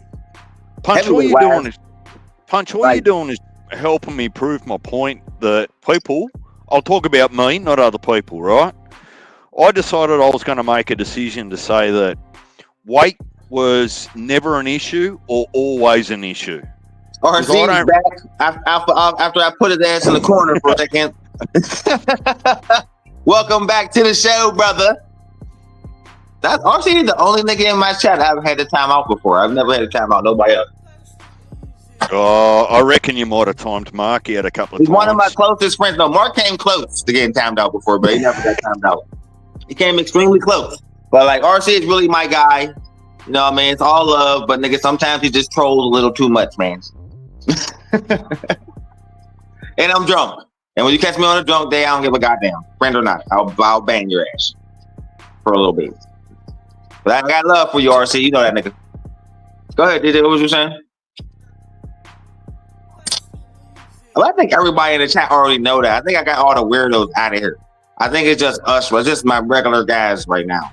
Like, but too many weirdos are coming in. That's why I remember I said this, man. I don't really want my channel to grow. I like being under the radar because it keeps the weirdos away. Yeah, but it goes both ways. And my channel is growing like crazy, and then more and more weirdos are coming in, and I don't like it, bro. Yeah, but look, sometimes you attract good people. Look at round one. He wasn't one of your. He wasn't one of your first dayers, but no, he wasn't one of day one. Round one was somebody that came over from Slick Channel. So I think Adam too. Like, but I'm not sure. I don't know if Adam was one of my day ones or he came from Slick Channel, but a lot of cats from Slick Channel come over and fuck with me. Like 007, he come over sometimes. You know what I mean? But yeah, round one became a day one because he don't miss a show, bro. He fucks with me. So like, yeah, he wasn't one of the day ones like you and Mark, you know what I mean, and 913 and you know what I mean, Pale, but he earned this place. You know what I mean? When you get a wrench on my channel, you earned this place. I gave Stone Cold too. Stone Cold brought his whole crew over. I fuck with motherfuckers who do stuff like that. Remember that day DJ when they all was in the chat? So like, I'd be geek for that shit. So he got a wrench. You know what I mean? I only wrench up my homies, man. Like Adam about to get a wrench. Cause Adam went for Crawford, nigga. He knew what he was talking about. That get you a wrench all by itself, right there. All by yourself. Matter of fact, hey Adam, if you ain't here, bro, I'm wrenching you up right now. Pell about to be pissed off that I wrenched Adam up this quick. But in my defense, Pell, I didn't really understand how to do that shit. You know what I mean? But I got it now. Now I'm talking shit, DJ. You chose wrong too, brother. It's okay though. Huh? You chose wrong too. It's cool. I try to tell y'all. I was gonna talk shit though. You know I was gonna talk shit. I'm gonna keep talking shit about that one for a long time because now y'all all know though. Like Mark came up and said I ain't never going against Bud again. It's a bad idea. Punch. Try to tell y'all. Punch. Be honest to everyone listening. Did I give you your just dues and eat humble pie after the fight? You did. Right. Hey yo, Adam, bro, I rinsed you up, man. If you in the chat, bro, you one of the guys now, bro. Man, I'm not scared to be wrong. I'm just going off what I think. Yeah, but that's wrong. Y'all was really, really wrong on that. Oh, come on, you can't fucking rub it in. That was like, damn, man, like everything Punch said is actually happening right now, bro. Yeah, I tried to tell you, bro. No, see, I didn't factor in Canelo's sore shoulder. See, if I'd have known it starts. It already starts. I told you it started already. I knew it was just a matter of time before that was gonna come up. As soon as I seen it pop up on Twitter, I was like, oh shit, here we go. And then down there, I jump in the comment section, and all you see is all the fans, and they're talking about, I knew there was something off about him. Same thing with the Spence shit. Same thing, bro. Oh, I knew something was up. That wasn't Spence. That wasn't Arrow. That was not Arrow. Like, remember how they was? Now the same thing happening, bro. It's like, no, nigga, that was Arrow. He just fought the best fighter in the world. And that's what you look like when you fight the best fighter in the world. I don't understand why it's so confusing for people, DJ. Like, that's the best fighter in the world. He's supposed to look like that. People be acting so surprised. I don't get it. I really don't get it, bro. Like DJ, how do you expect the best fighter to look? Spectacular, right? Right? Yeah, well, when he's fighting someone injured, he's always going to look good. See how the Bud look? Spectacular. See what I mean? Punch, like, don't you fucking start on me, because I was on your live calling it fucking live, right? And what did I say for 5 rounds? From round, this is some of the best boxing I've ever seen. That's right. That's not what I said. From this about is some round, of the most masterclass performance I've ever seen. God damn it, he piecing Canelo up. Wow. Actually, I said nothing for 5 rounds. I know. Both of y'all. You and round 1. Yeah, round 1's ass. Hey, round 1. I meant to say, bro, like, where was you at on Sunday, the day after the fight, bro? Why didn't you come in my live stream that day, bro? Where was you, bro? You was on Slicks that Monday, but you ducked the fuck out of Punch, bro. I know why. Bro. Don't worry, man. You ain't missed nothing. I just blamed my whole chat for hours. That's all I did. And Mark's just gone. Mark's just gone straight to the top of your list again. Because Mark, like, listen, this is a pure troll right here. Mark don't believe this. Mark already came in. Mark outed himself live on the Punch Talk show. I ain't never going against Crawford again. He's seen the light. Mark has seen the light. That's just trying to gaslight Punch. You can't gaslight me, Punch. You can't gaslight me, Mark. You're one of my guys. Only weirdos coming in saying crazy shit can gaslight me. You see how disrespectful I got tonight? And I apologize to my normal listeners, bro. I'm not normally that disrespectful, but I'm tired of that shit. Well, that's the response they're going to get. Hang on. When you say it's not normal, let's at least call it 50-50. I'm vulgar over here. I am. But I'm not normally that bad. Like, I don't get that disrespectful. I don't start disrespecting people's family. But goddamn it, when you come here saying shit like that to me, I gotta hit below the belt. I have to. And I would do it to his face if I could, but it is social media, so I'm gonna attract the occasional weirdo. But when you come in here with that weird racist shit, bro, I'm crashing out on you. I don't like it. I'm tired of it. Like, for real. Ain't that funny as hell? Like, you know what I mean? Motherfuckers can't see my face, still be calling me nigga. Oh, fuck. Imagine the niggas see my face every day. It would drive me insane. Punch. I've got some really good news, predictable news for you. Do you want to hear it? Mm-hmm. The previous unified lineal 147 champ next weekend runs through a nobody that's 14-2, and the whole of the boxing world is going to treat him like he's the number 1 pound for pound. Who am I talking about? Boots Ennis. Yep. Overrated Puss in Boots. That's exactly who you talking about. Round 1's favorite fighter, this overrated bum who is scared to death of Terrence Crawford. I'm gonna keep reminding you of that too. That's Crawford's son, nigga. Well, actually, it's not just Bud. If you believe what's coming out now, Boots has been ducking a few names along the way.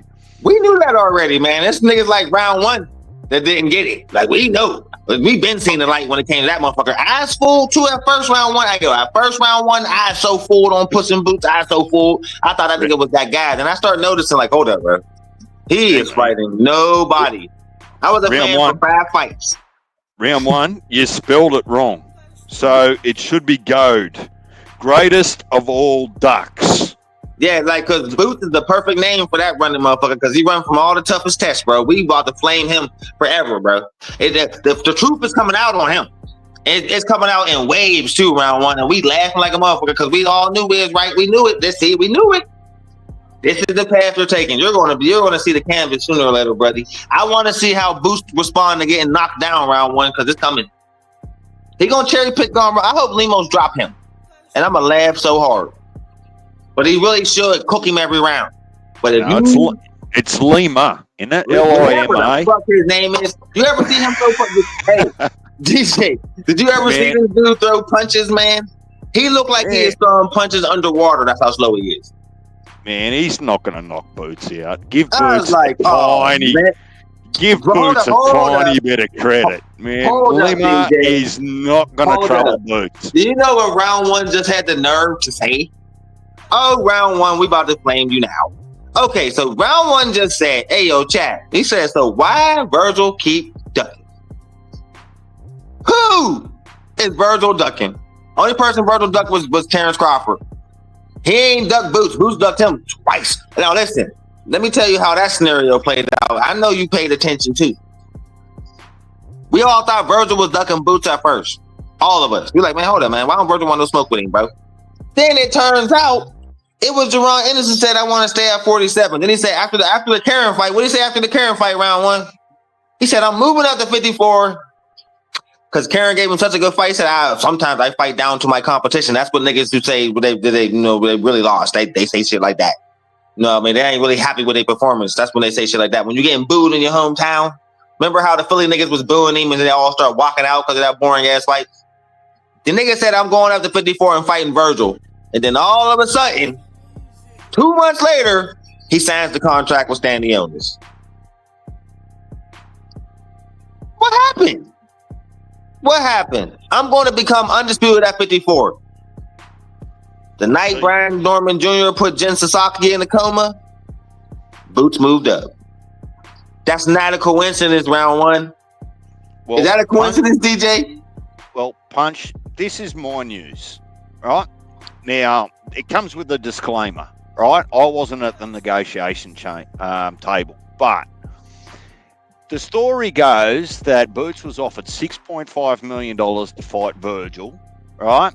Said, no, I want $10 million and 2 tune-ups.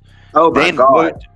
Then Boots' old man came out and said the fight didn't happen because Virgil wanted $10 million. And I'm just paraphrasing an interview that's out there I won't name names, but there's an interview out there that just spells it all out. So, man, just be careful who you believe in the sport of boxing, because today's truth is tomorrow's lies. Bro, you already know some of the bullshit rumors going around about Bud behind the scenes. So you just like, bro, like what? Like, you know what I mean? So it's like, yeah, man, boxing, them niggas do nothing but lie, bro. So take all that shit with a grain of salt, all of it. Because there's a lot of lies going on in that fucking sport, bro. I'm telling you. So much to the point where it's just like, bro, it's one of them things where, bro, I got to glance behind the door one time. Glance. Like, and I pulled my head back so fast and slammed that door shut. Nigga, I don't even want to know that. I ain't want to see that. I ain't want to hear that. Yeah, it's like that over there, bro. Like, nah, I'm good. I would rather stay on the outside of the stand. I don't want to be an insider. They got it. Because I'll hate boxing. I'll hate it. Like, you know what I mean? So, like, yeah, I don't want it shatters my whole perception of the sport, bro. And I don't like when shit like that happens. So, yeah, I just stay on the outside and just speculate. You know what I mean? I could find out what's going on in the inside, bro, but there's too much shit going on in there, bro. That's all I can say online, bro. Yeah, I'm with you, Punch. Sometimes you wonder whether someone like a Homer Simpson that doesn't understand anything is better off in the world than actually knowing the facts and understanding the bullshit that goes with it. So look, but I mean, I'm still happy for what we've got. Like, to be fair, I mean, when we started 2.5, 3 years ago, we just weren't getting any fights, nothing industry. Just nothing was happening. Now everything's happening and we're splitting hairs. So let me ask you this. Let me change topic a little bit. Is next month's Ring Magazine card or Riyadh season, whichever, it's kind of both, Norman Jr. and Haney, is that going to be the best card of the year to date? I think Fundora Thurman is. There's some good fights on that card, bro. but Haney, what's the hold up, DJ? But that is a really good question. But did they release the undercard for that fight yet? Yeah, you've got Bam Rodriguez fighting for another unification. You've got Abdullah Mason fighting for the vacant 135. Oh, that's that card. Obviously you've got. Oh yeah, and we got David Benavidez and Yard. That's gonna be the best card so far, I think. Yeah, just look with the grand crescendo, the last crescendo, whatever the fuck that was, that could have been a great card, but punk ass Floyd Schofield pulled out. We're about to talk about him in a second. But yeah, so that undercard is gonna be the main event for that card is Benavidez versus Yard, Abdullah Mason Noakes. The co-main is Haney versus Norman Jr. That is a great card, bro. Jesse Rodriguez versus so we got David Benavidez versus Yard, Haney versus Norman, Abdullah Mason versus Noakes, Bam Rodriguez versus Martinez. Those are the confirmed ones right now. Just those 5 fights right there is insane, bro. So that may be the best card of the year, DJ. I take what that back said about Fundora Thurman back. Because I don't think they're going to be able to match the star power of that card, bro. One thing you can say about Turkey, man, and them Saudis over there with that Riyadh shit, bro, they be pulling out the top names, bro. Because they still, I can't think of a time where we had like this many top names all jammed together on one card. All these guys could be main events, man. Well, to be fair, we went 14 hours non-stop on Bud's undercard in California. That was deep. That was crazy about, too. Yeah. What was there, like 3 draws on that undercard? It was like 3 draws, and the shit started at like 11 o'clock in the morning, bro. I remember that. I watched the whole thing. It was like an 8-hour stream. That was a great card. I love that type of shit, though. I took the whole day off from work, man.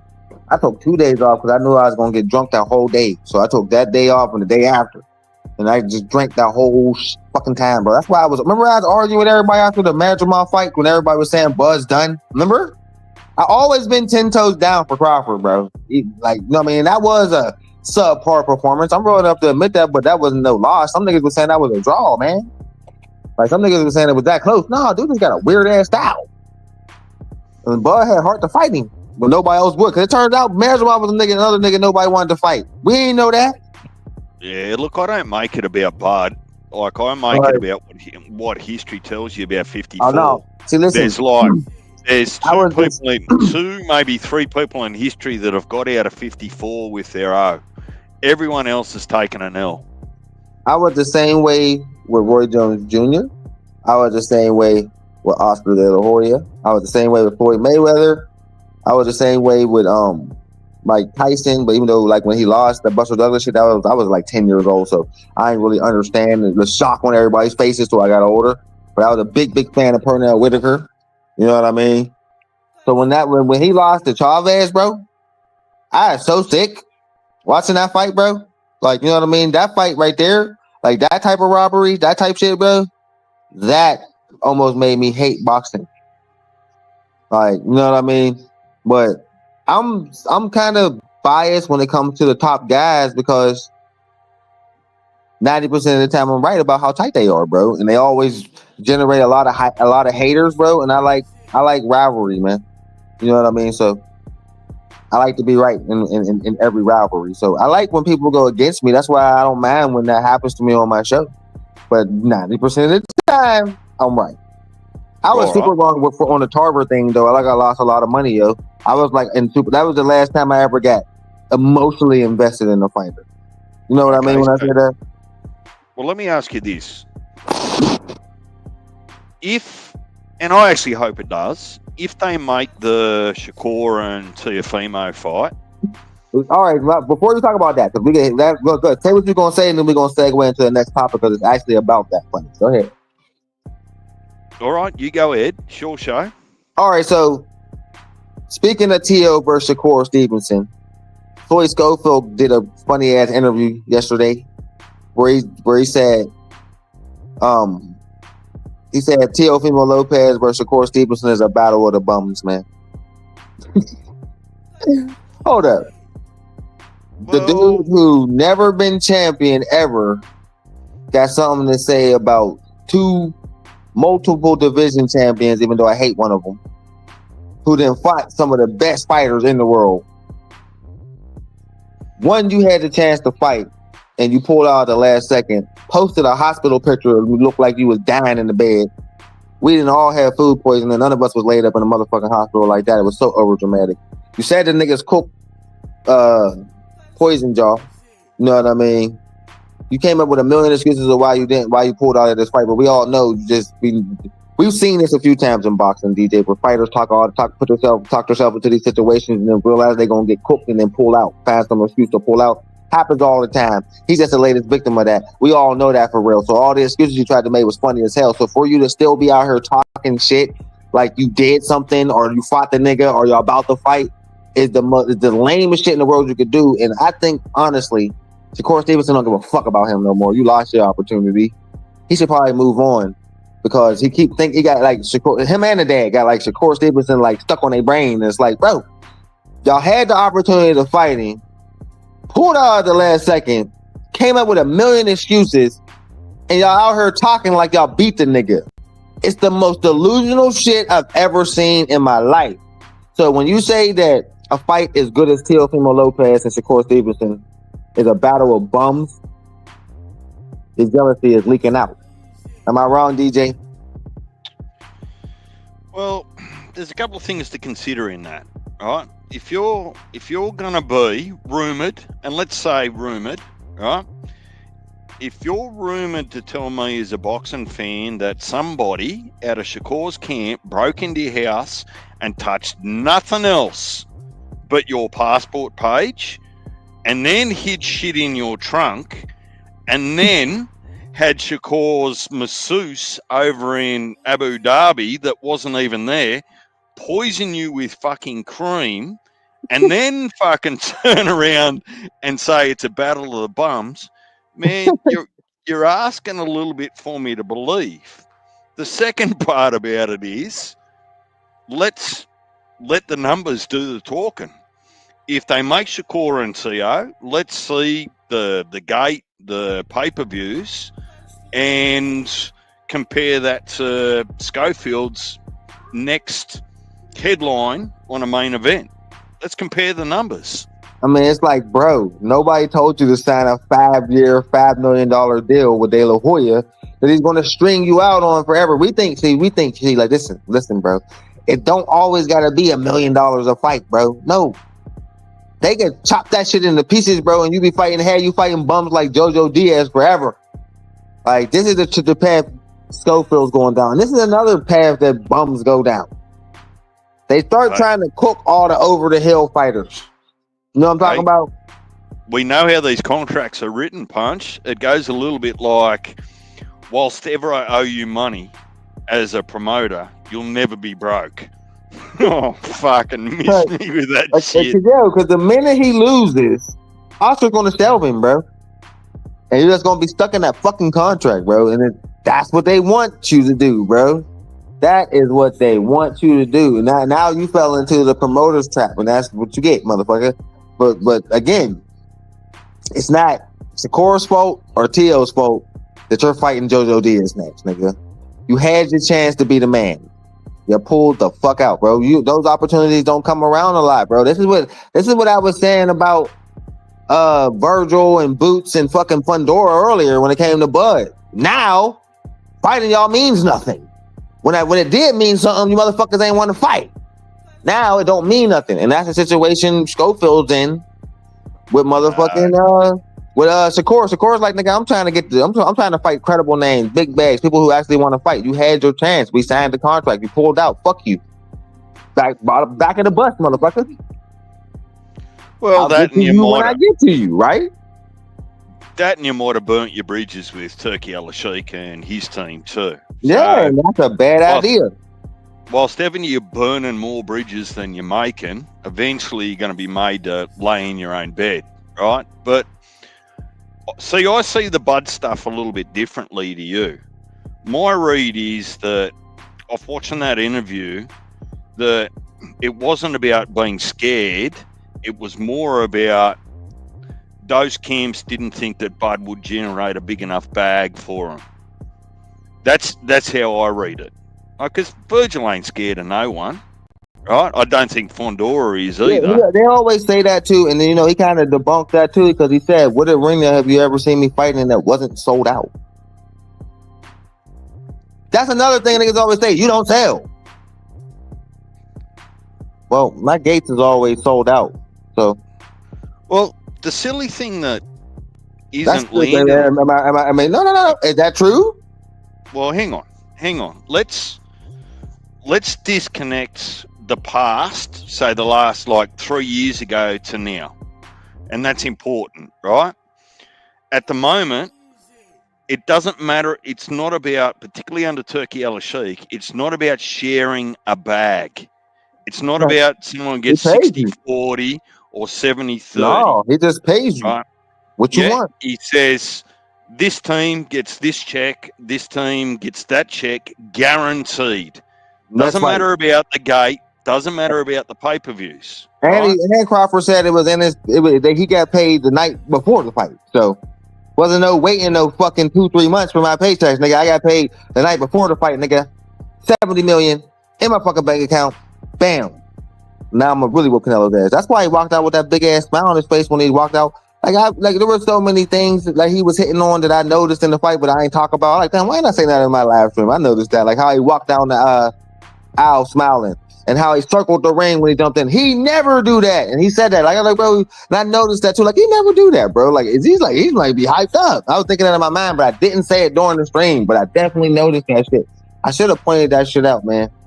I should have, because as a fan, I should have noticed that this nigga always get out. He really do walk in the ring, go right in the corner. But he did show us a lot more excitement, and I was like, bro, what, nigga? I didn't realize that he was studying Canelo way before he even came close to getting that fight. None of us knew that he asked for the Canelo fight instead of Spence. And PBC was like, hell no.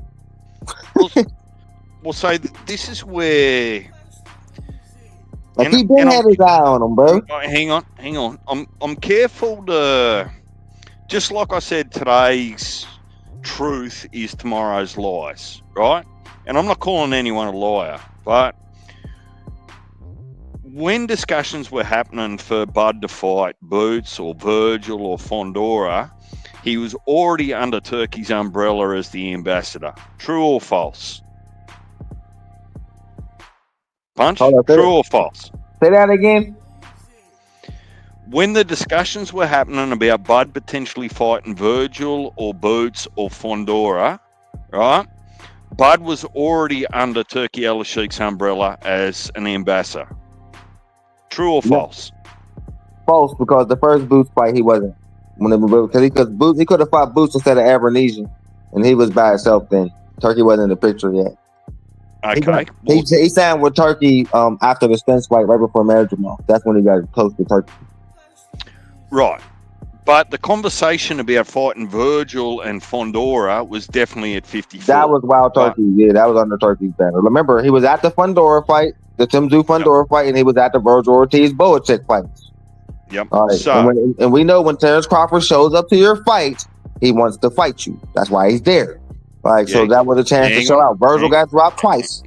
Let me land the plane here, Punch. I'm leading you somewhere where I think you're going to agree. So during negotiations with Mark, no boxing match in America will ever sell you tickets for $10 outside of an amateur fight, bro. Maybe y'all can go to pro fights in Australia for $10, but that shit ain't happening out here, brother. Go ahead, DJ. Well, it's interesting Mark said that, because Mark, it actually doesn't matter. This is the point that I'm trying to make. If there's no one in the stadium, Bud versus Canelo, Bud, his team, and Canelo and his team still get paid the same amount. Yep. It don't matter if there's 71,000 people there or none. Both teams get paid. This is the bit that the Bud negotiation over the last 12 months at 54, some of these teams have had an air swing. They go, oh, Bud doesn't sell. It doesn't fucking matter if he sells. Turkey's going to cut you a check whether there's one person there or 100,000 people there. You've just missed a payday. You've absolutely had a fucking free gift gone begging. You might have got an ass whooping for it, but you still would have got paid handsomely. Mm-hmm. And that's the difference, DJ, between him, Turkey Al-Sheikh, and the Saudis and the American promoters, bro. They're all about robbing fighters, and Turkey want to get you paid, bro. And that's why everybody had so much respect for PBC in the beginning, because that's how they were. But in the end, they were robbing the fuck out their fighters too, because there's no way in hell Gervonta Davis is going to be worth $10 million, bro. But you've only got to look. You've only got to look around, Punch, in my opinion, and I'm not suggesting it's dead in the water, but the pay-per-view model is dying. Yeah. Or is about to die. Netflix it's headed out the door. Yeah, it's headed out the door. Netflix is giving stuff for free for the cost of a subscription. The Zone's giving away stuff for free, cost of a subscription. Riyadh seasons are going to be free for the cost of a subscription, right? We've just seen what's happened to Top Rank and the whole... that's going to be the last topic with what they did to Bob Arum's ass, because I love karma. Go ahead, dude. Well, look, you can segue into it. I'm just saying that be careful. Well, I'm not telling people. I would say that if I'm in the boxing world and I've got I'm a promoter and I've got a stable of fighters, I need to stop thinking on the pay-per-view model. How many people of these are going to come to the fight or watch the fight? I'm looking for guaranteed payment that a Turkey Al-Sheikh provides under that model, right? Mm-hmm. And then it doesn't matter. It doesn't matter how many people watch or turn up. You're still going to get that guaranteed amount. Well, this is why we love our that's why we love our beloved insider. You know what I mean? Shout out to the insider. He know who he is. But to be honest, DJ, I knew that Canelo Alvarez and Gervonta Davis was going to be fighting on Netflix 2 years ago. I just didn't know their opponents. I didn't know it would be Jake Paul and Terrence Crawford, but I knew that both of them fighters was going to be fighting on Netflix 2 years ago. Because the insider is the man. And he's right on that one. So, like, yeah, we knew. I think so. I knew a couple years ago that Netflix was about to take over. You know what I mean? Just from those two names, you know. Yeah, so, only for the super fights. I think Jake Paul, Mike Tyson was the test, and once they seen so many eyes was on that because of Iron Mike, and they just seen how many people just watched, they was like, "Oh yeah, we could do this shit." You know what I mean? And they went head first into boxing. And bro, I've been waiting for this, man. I've been saying this for a long time. When is Netflix or one of these big streaming companies going to get into boxing, bro? They're going to kill them. And then next thing you know, Amazon and Netflix is all in it. I love that shit, bro. Cause remember, Tim Tszyu and Fundora's last couple fights, them was free on Amazon Prime. Now Fundora and Thurman ain't gonna be free because Thurman's always demanding a big paycheck. No. Thurman, is that gonna be free? Tell me that's gonna be free. Come on, give me music to my ears, DJ. What, Fundora and Thurman? Hell no, that's not gonna be free. Fucking hell no. Hell no, that ain't gonna be free. That's just gonna be $90 or $80. Man. We know it is because Keith Thurman demands a minimum of $10 million. Look, minimum, and he get it too. That's why I always tell people, like, bro, I don't know why everybody sleep on him, bro. He demands high purses and get them, bro. Like that should tell you something about Keith Thurman, bro. They don't pay anybody that type of money, bro. He's not overrated, man. He's really a great fighter, man. And yeah, I know Fundora is unfair with that height, man, but I can't count one time out, bro. He's nice. Yeah, well, look, you and I are going to go head to head again. Oh, yeah, we are. There's going to be another one of situations where I'll be laughing at y'all asses again. After he knocked Fundora the fuck out, I'll be like, I told you. You're worse than Heavy. Heavy thinks he's got a 90 percentile fucking man. DJ, come on, man. It's not just with the Crawford shit, man. I counted down the fucking seconds. Listen, the seconds before Kambosos got knocked out. Counted them down. Like, seriously. Nah. Like, I knew when it was happening. I got a sixth sense about these things, bro. It's kind of crazy. Oh, yeah, your sixth sense. I'm telling you, it was one of my funnest fights I've ever called in my life, man. I had a blast, man. Like, you know what I mean? So, like, when I pay attention to a fight, all right, DJ, my research is next level, bro. I don't talk shit like this, man, unless I'm not very sure of the outcome, bro. And boxing is one of those sports where you can be super sure, bro. Tell me. There's a lot of bullshit when it comes to judges and shit like that, bro.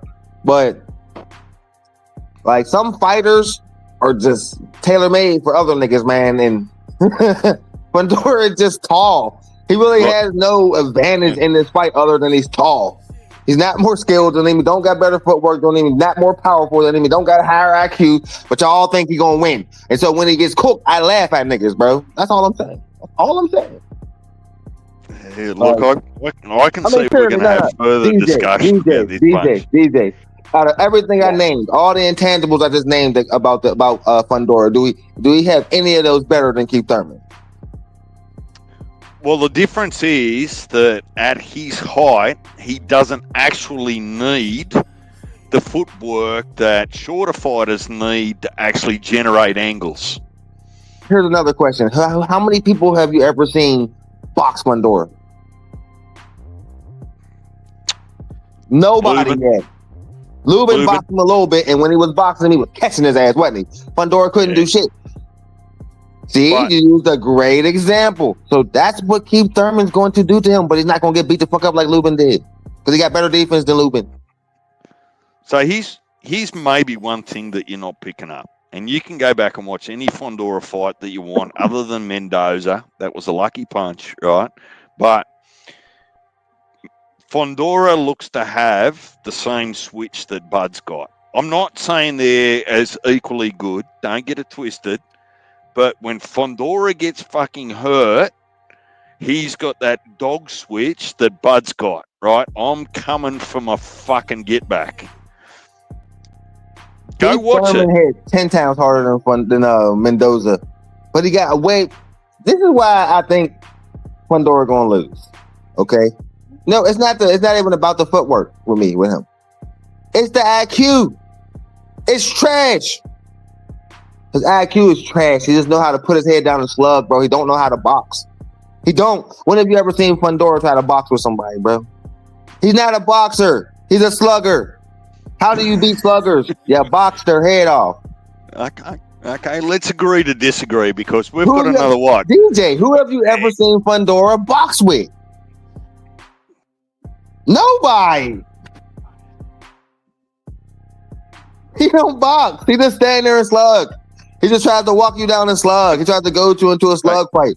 He never had nobody that could whoop his ass on the back foot, bro. This is about to happen. I'm just trying to tell you, man. It's Canelo all over again. Punch. Have you ever seen those medieval movies or flashbacks? Oh, yeah. I love them shit, man. Hang on. Where they used to get on horseback and they used to call it jousting, right? They would just charge at each other with these big-ass, long fucking poles that knock them off the horse, right? Yeah, jousting, yeah. Fundora is jousting. Thurman is trying to fence. See the difference?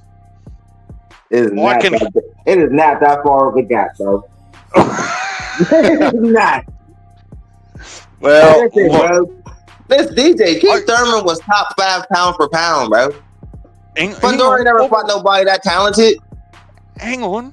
What was that key word you just said, Punch? Was. Still is, in my opinion, but I'm just saying he was top 5.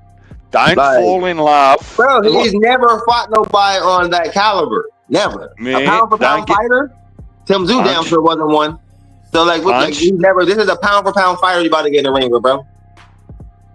For real. Punch, don't take it out of context. I'm a big fan of Thurman. Don't take it out of context. I know everybody think that talk. He ain't fair. Fundora's not fair, bro. But anybody that got the skill to really cook this dude, man, it's right here, man. It's Keith Thurman. It would have been Bud Crawford or Keith Thurman. They're the only niggas capable of beating this guy, bro. In my opinion. I'm just saying, man. Crawford is, for real. I don't think there's no fighter at that weight class, and Boots, none of them, nigga, they could beat Fundora other than Terrence Crawford or Keith Thurman. And that Errol Spence, not Jamel Charlo, not Boots, not Ortiz, none of them. You know what I mean? That's how hard I think it is to beat this dude. You have to box him. Period. The only people who got the capability of doing that and not get goaded into a slugfest, use they IQ to fight this guy, is Thurman or Crawford. Everybody else, I think, will get goaded into a slugfest. That's just my opinion, though, man. I could be fucking wrong. Because he's just so unfair. He's not supposed to be at middleweight. He's not. That motherfucker is supposed to be at 168 somewhere, 175. He's down here at 154. That shit's crazy. Nah, genetically, he's not built to go to 168. That fucker could put muscle on. He just draining the fuck out of himself. Yeah, he might be a naturally skinny guy, but 154 pounds DJ at 6'7" is insane, bro. Yeah, well, my best friend is 6'4", bro. He's over 200 pounds, bro. You telling me Fundora can't make 175? Yeah, right. He's draining the fuck out of himself. Nah, I disagree because Gabby's really light too. She's a female. Right? That don't count. Most female boxers are light. Hey, let me tell you something, Punch. You know how greyhounds, right? The dogs that run real fast, very lean, skinny dogs. Need 2 tune-ups, nigga, before even fight a champion, bro. He's soft, bro. Remember that little kitty cat that I used for the thumbnail? That's Boots, bro. He's not a lion. Wake up from your delusion, please. I'm gonna rub that shit in your face real nice when he lose, because he gonna lose. I'll tell you this, round one. Do you think Boots will ever win Fighter of the Year? DJ, that's the same question to you. You think Boots will ever win Fighter of the Year? Who's Boots? Exactly. Fucking exactly. Hell no. He ain't on nobody's pound for pound list. He's a unified champion that ain't never been on nobody's pound for pound list, man. That speaks for itself, bro. That fake ass lineal belt they gave him, miss me with that bullshit. You ain't the best of nothing. For real. I love flaming this dude, man. That's why I be happy round one be coming in here trying to trump up Puss in Boots, bro. Because I take so much pleasure in dissing him, bro. Because he's so trash, bro. I hate dudes who get that yellow brick road to success, bro. You know what I mean? They don't want no hard challenges. They want the easy route. They want it's that way to the top. That way, nigga. Why you asking for directions, you soft ass motherfucker, man? Find your own way. Those are the type of people I respect, man. That's why I don't like him, bro. Like I said, man, I was a fan of Boots for 5 fights. And I was like, these is 5 bums. When I got the Roman Villa, I was done with Boots, bro. Oh, he just showed me something. They talk about this nigga's the next Terrence Crawford, man. Look how much this dude getting hit, man. Get the fuck out of here. He ain't the next Terrence Crawford. He can't even fight backing up. Oh, somebody lied to me. Where's the phenom at, bro? I started noticing so much shit, bro, and he started looking worse and worse. Aberdeen shouldn't have been landing on you, bro. He knocked him out earlier than Crawford. Aberdeen was landing some stiff ass shots on that nigga. Look, Carrigan, he couldn't touch him in the first fight. He was getting cooked in the second one. Wobbled. You got wobbled by Karen, bro. You want to fight Virgil Ortiz? Man, you don't stop. That's why I hope Lemos. What's his name, DJ? Lemos? What's his name? Lima. Lima. Lima, who looked like he throwing punches underwater. I hope he catch Boots with one of them slow ass punches and put him down, dog. Even though he ain't gonna be able to touch Boots as slow as that dude is. I'm talking about he's slower than molasses, bro. His punches look like a turtle walking. That's how slow he was, bro. DJ, go look at some Limo's footage. You'll be like, oh man. No, I'm not interested. Not interested. Not interested. I was like that at first. I was like, man, I gotta see what this dude look like, man. Let me just see if this dude look dangerous at all. Oh my God, it's Custio Clayton all over again. Who's that? I know the nigga he knocked out in the second round from one like dude couldn't. Wow, I don't want to fight no more. I'm done. He just went right down. Oh, this is what's about to happen. Listen, I see what's going on with you bum. I'm not going to rag on Boots. What I'm I am going to say... Don't worry. I'll rag on him enough for both of us, DJ. You don't got to worry. I got it. Well, hang on. Let me explain why. Right? First of all, I'm not emotionally attached to Boots. I couldn't give a fuck what he does or he doesn't. I just like pounding his ass. I got to have somebody to pick on, DJ. But if you're going to pretend to be the man, at some stage you got to start acting like you're the man. And sign the contracts. You ducking everybody for real. Acting like you out here wanting to smoke with everybody. Stop the cap, nigga. The blueprint been out on you. We see what's going on with you. Bro, I'm telling you, man, people are starting to figure y'all niggas out. You, Tank, all y'all niggas with these fake ass trucked up records. We starting to get it. We've been on it. Like, listen, let me make it clear. Purists like me, we've been on you motherfuckers. But the casuals and the people like DJ, they starting to see y'all like, hold up, man. Hold up, man. What the fuck is going on over here, bro? Thank you, Punch. You just called me a casual. You 2 notches above casual. I don't like casual. I like you. I would never call you that. I never call you that because I don't like casuals, man. I like you. So like, you ain't no casual. You like 2 notches above casual. We gotta find a new word. Like, but it ain't casual because you ain't one of them. You know more than them motherfuckers. What's in the middle? Moderate? We're gonna find a word. I don't know what it is yet, but we're gonna find it. You know what I mean? But yeah, you ain't a fucking idiot, bro. Like, casuals are idiots, bro. Like, I'm trying to tell you, bro. Like, those are the motherfuckers. Like, all right, well, since you just beat Canelo, jump up and fight Dimitri Bivol, bro. Is it ever enough? Casuals are the ones that are like excited for Jake Paul and Tank. They're like, yay. This is a great fight. Casuals are the ones that say Jake Paul did enough to prove he's a credible fighter, and then they get flamed by people like, then I give him 1,000 reasons why you wrong than the motherfucker, and he'll never get taken serious as a real fighter, bro. It takes years. It takes more than 5 years to get. I don't care how many eyes you bring to the sport. A lot of people try to give him credit for that. Fuck you. It's not you. Everybody want to see you lose, bro. Like, and I know sometimes that could be beneficial. Oh, look at Floyd Mayweather. It'll be the same way with him. Look at Terrence Crawford. Same way with him. Everybody will pay to eventually pay to see you lose when you're the best. That's how it is. But Jake Paul ain't the best. We just want to see you get the shit beat out you so that we don't got to see you no more in the sport. But Tank Davis ain't the one to do it. Anthony Joshua would have did it. Canelo would have did it. Like, you know what I mean? But Tank, come on, man. Too small. Punch. That's the place. That's a situation where I agree with y'all when it comes to size. He ain't knocking Jake Paul out. But imagine how great it would be, DJ, if he did. Imagine. Nah, look. It would be great, bro. It doesn't matter. And let me tell you why.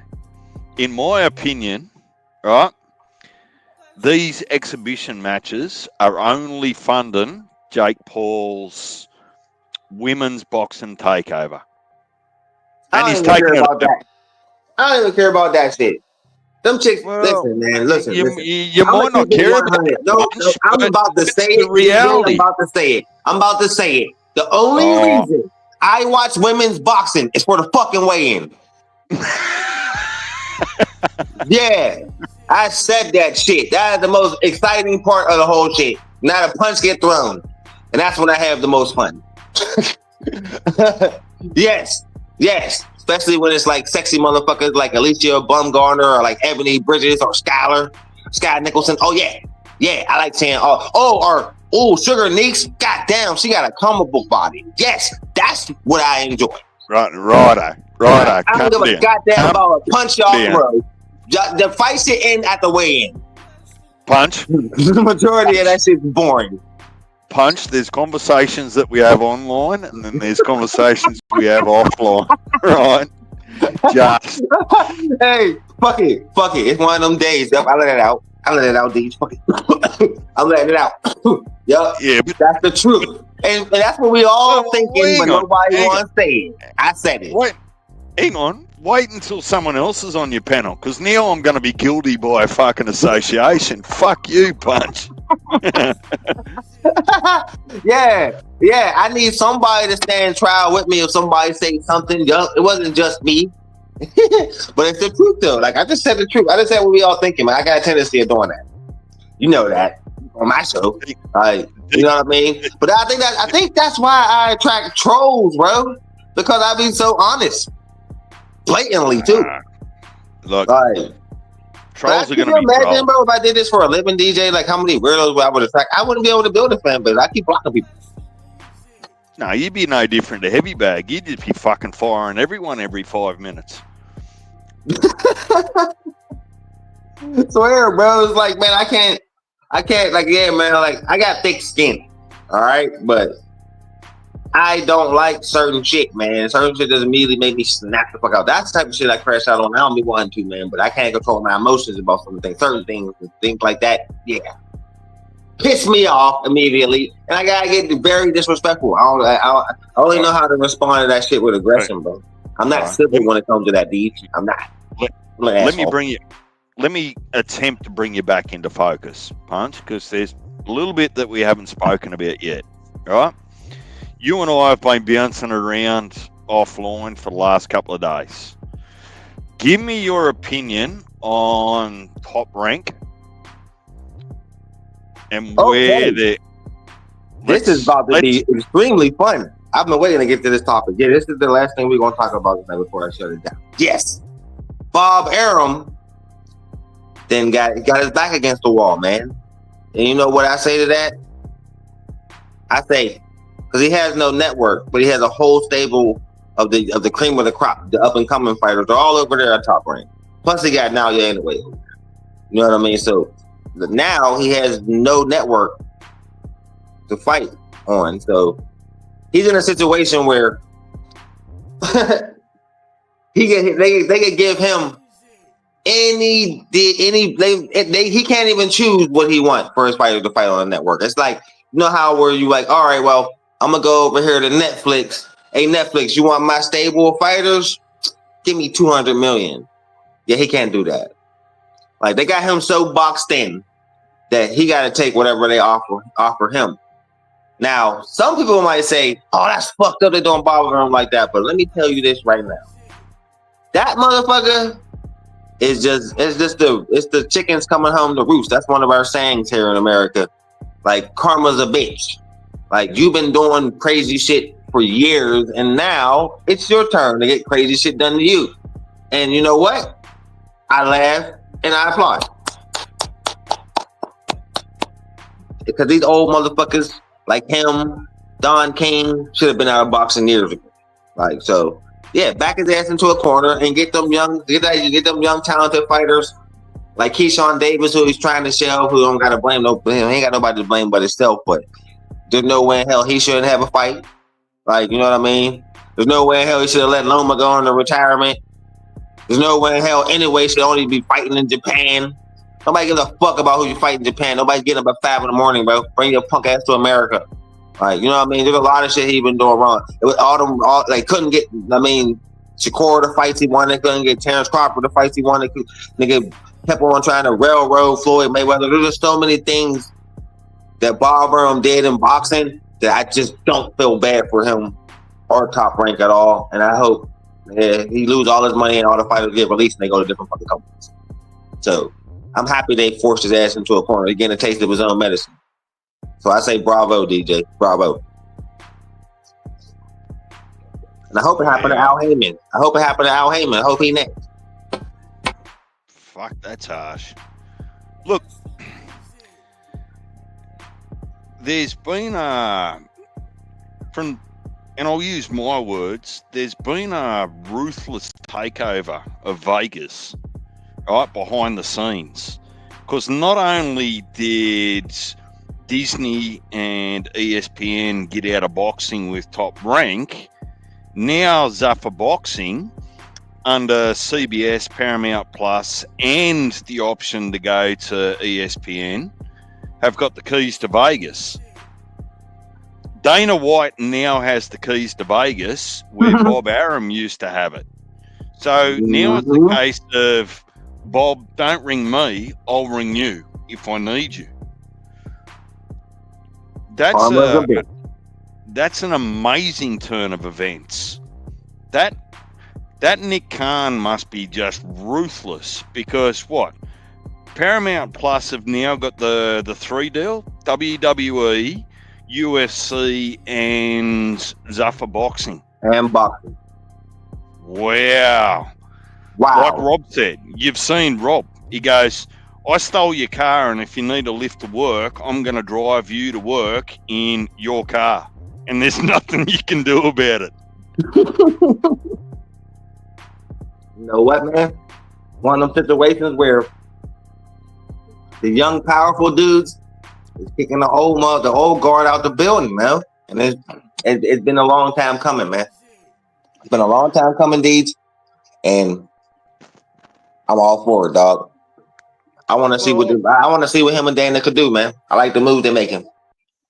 Yeah, look, I think I've been saying for a little while that boxing isn't competing with other sports. Boxing's competing with every other entertainment package on the internet, right?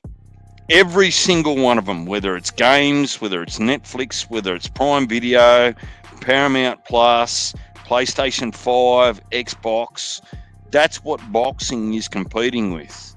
So the reality is some people are realizing that. Like even Dana said, he said, look, my product has to compete for men, women, children, right? To bring their eyes to my product and not their eyes and their money to another product.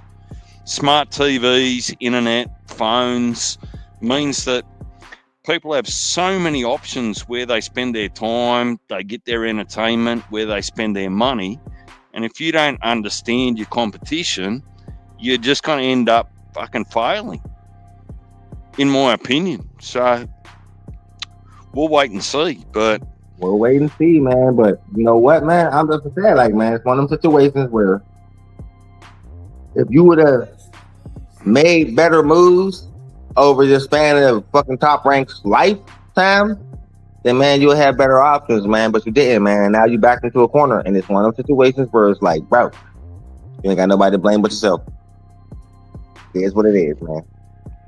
Well, so we shall see, man. We shall see. Yeah, look, they have a great stable of fighters over there. So there's no way in hell they can't shelve them all. Like, you're not going to do that. So you're going to have to bend some way. So we'll see what happens. Well, that's the thing. Like, for the fighters themselves, plus the fans, I want to continue to see what Keyshawn does next. I want to see what Abdullah Mason does next. We don't even know how the Ashaki Foster and Cool Boy's going to actually pan out. Right? That's great fight. What's going to happen with Brian Norman if he loses to Haney? What's going to happen to Teofimo if he loses to Shakur? Exactly. There's a lot of big names over there, bro. So it's like, and you probably didn't think about this. They probably all in Al's ear too. Like, I mean, all in Bob Arum's ear. Like, bro, I need to fight. What's going on? We don't got no network. What the fuck is going on? So yeah, bro, it's they're in dire straits, man. And I love to see it. Being honest, man. Because Bob Arum been fucking with people's career for a long ass time, bro. And it's like, all right, bro. Like, you know, if you really know the ins and outs of how that motherfucker operated, bro, it's like, it's hard to feel bad for you, bro. You done made a lot of money off of fucking a lot of fighters. Maybe it's time for your old ass to retire. Yeah, look, the simple reality is Bob's still got a lot of relationships and he's got Bob Arum. He's got a lot of influence. Like, he is the white Don King, bro. Like, he is. He is not as dirty as that motherfucker was, bro. But he was on the same shit, bro. For real, both of them. Fuck, like, you're not pulling any punches tonight. I'm being honest, man. I'm just saying the shit we all thinking, bro. He been fucking fighters for years. Dig into his history, dude. You'll be appalled by this motherfucker, just like you are about Don King, like we all are. Like, this nigga was appalling. And that's how Bob Arum was. He's still like that now. An old mean motherfucker who just say everything on his mind. He don't give a fuck. I lost more money on Terrence Crawford than I could build a mansion. But you offer that nigga another contract. He must be doing something right. Because if you losing doing nothing but losing money on this motherfucker, then you wouldn't be trying to re-sign him, would you? Exactly. So it's like, yeah, like so, like, dude, you've been saying dumb shit forever. Like, all right, now I've been saying this old ass need to retire. He has done some good stuff in boxing, to be fair. Of course. But he's also like stopped a lot of great fights. Like so many great fights, man. That piss you off to know. I'm telling you. Well, I'm going to lock you down to a phone call in the next couple of days, and we're going to unpack some of that punch. I'm ready. Let's not do it here. I'll give you a call in the next couple of days. And all right, yeah, because we can get deep tonight, DJ. But all right, man, let me fucking shut this shit down before I say something else crazy as hell tonight, because I don't give a goddamn. I have zero filter right now. Zero. Well, you've taken the new title. 913 used to be the hater. Now it's you. You're the hater. Who I'm hating on? Oh, you're hating on women's boxing. You're hating on man. That shit's boring, man. I'm just keeping it real. Like, come on, man. It's not the most exciting shit in the world. They never get knockouts. Never. Like, some of their styles be garbage, bro. Like, you see what happened to that? Like, girlie came out there and talked all that shit about what she is going to do to Sugar, and Sugar come out and whooped her ass. She looked horrible in that ring. Horrible. Why are you a boxer? That horrible. How is she the champion? That bad. Like, yeah, man, women's boxing is trash, but it's still fun to watch the weigh-ins. So as long as they keep on being sexy as hell on the weigh-ins, then you'll have me watching the fight. If you want me to watch the fight, you gotta be sick. The weigh-in gotta be worth. God damn it! All right, watching that shit. I can't condone what I'm hearing right now, Punch. Well, I'm saying for him, because this is what we all thinking. Keep the sexy bathing suits coming, ladies, and you'll keep the man's eyes on the sport. Understand this. Just being honest. No, listen, man, my channel is 100% men over here. There ain't no chicks over here. And if there was, I still say it. I fucking know why you've got no women in here. Hey, the only woman that be over here, like in my chat, be my wife. That's it. Nobody else. Hey, Rian One, you've got a week to get your shit in a sock about how you're gonna. Round one, it's way more exciting, and they be just as sexy. Like, that's right. They don't be mad when we say, "Goddamn, you sexy as hell."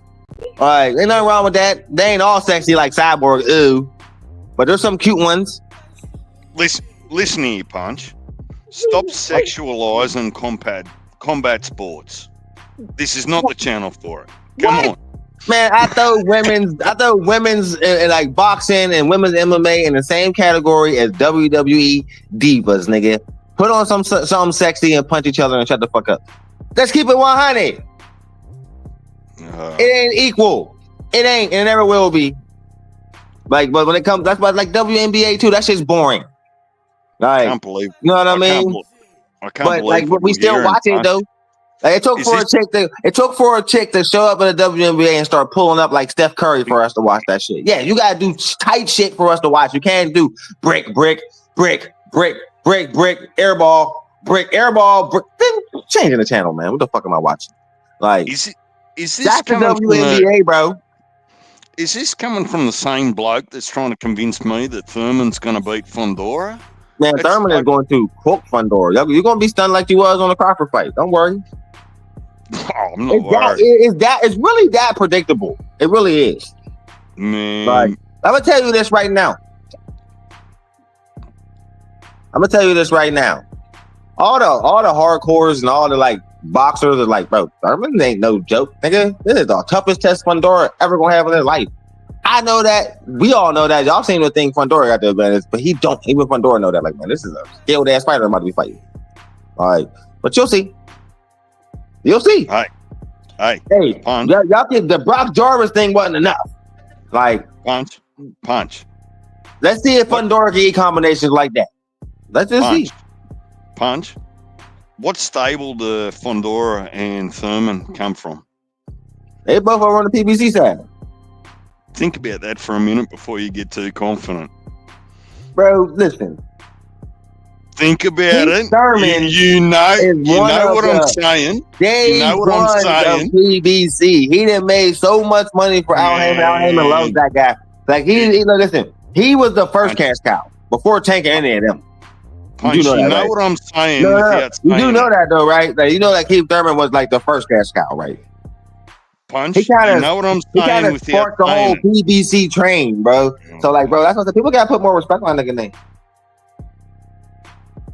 You know how I feel about PBC, but he's one of the day one PBC niggas, bro. He is. No. Zagu in the building. What up, bro? To be continued, Punch. I'll let you shut it down and do what you're going to do next, but I'm going to drop down. Oh, you don't want me to rain no more hellfire on women's sports? Listen. Go ahead. What was you saying? I'm just trying to help you with your image, so that I don't give a damn what people think about me. I'm gonna still be the same way tomorrow and the next day and the next day, bro. This is just who I am, man. I'm just an honest motherfucker, and it is what it is, bro. And I'm saying shit like that with my wife sitting right there. Like, she know me. Like, goddamn it, she ain't offended. It is what it is, man. I'm just saying what we all thinking, bro. That's all. Like, come on, man. Right? Yeah, exactly. Yeah. No. Yeah. You ain't gonna get me to sucker into it. I wouldn't say nothing. For the record, extremely talented athletes with wonderful skill. And they look fucking good on that scale. Keep it up, ladies. Yeah, your words, not mine. All right. All right, so I'm gonna put out a public service announcement. Women's boxers, the most interesting part of y'all fights is the weigh-in, ladies. I'm sorry. I know it sounds kind of harsh, but it's the truth. It is the truth.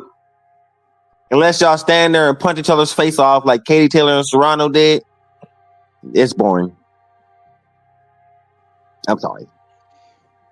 And it wasn't just them now. It wasn't them now. It was as far back as Christy Martin. Shit was boring then too. Remember, I watched it. I'm older than I sound. Yes. It's getting there though. Like until they spawn a Mike Tyson type chick, like over there, because Clarissa Shields ain't that. She can't punch. She quick. She got power, but she ain't got. I mean, she quick. She got speed, but she has zero power. She got like 6 knockouts. This is four knockouts, DJ. 4? Huh? So look, a 3-time undisputed champion. This is how easy women's boxing is. She got 18 fights. She's 3-time undisputed. That speaks for itself. How easy that sport. Come on, man. So, stop it. So I'm building a list here, right?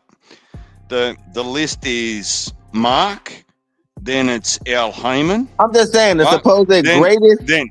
No, you never gonna make my list. You made my list once. You made my list when y'all was talking that shit about Tim Tszyu whooping Bud's ass. I would have loved to see him whoop his ass. That would have been fun to laugh at y'all about.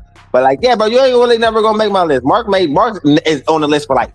He never getting off. Like, you know what I mean? I'm thinking about making it a point to get on your list. So far, it's easy to make the list. It's easy to make the list. Just hate on Bud Crawford. You'll make it. Hate on him. I'll put your ass right on that list. With RC and Mark. Like, yeah. Pale be on and off. Like, you know what I mean? Pale be on the list 1 second and he off. You know my nigga. He working his way on and off. Because he's starting to see the light. Even though he don't like Bud, he's starting to see the light. Like, you know what I mean? You and Mark, y'all seen the light already. Like, you know what I mean? But round 1, he might have seen the light now. I don't know. We'll see.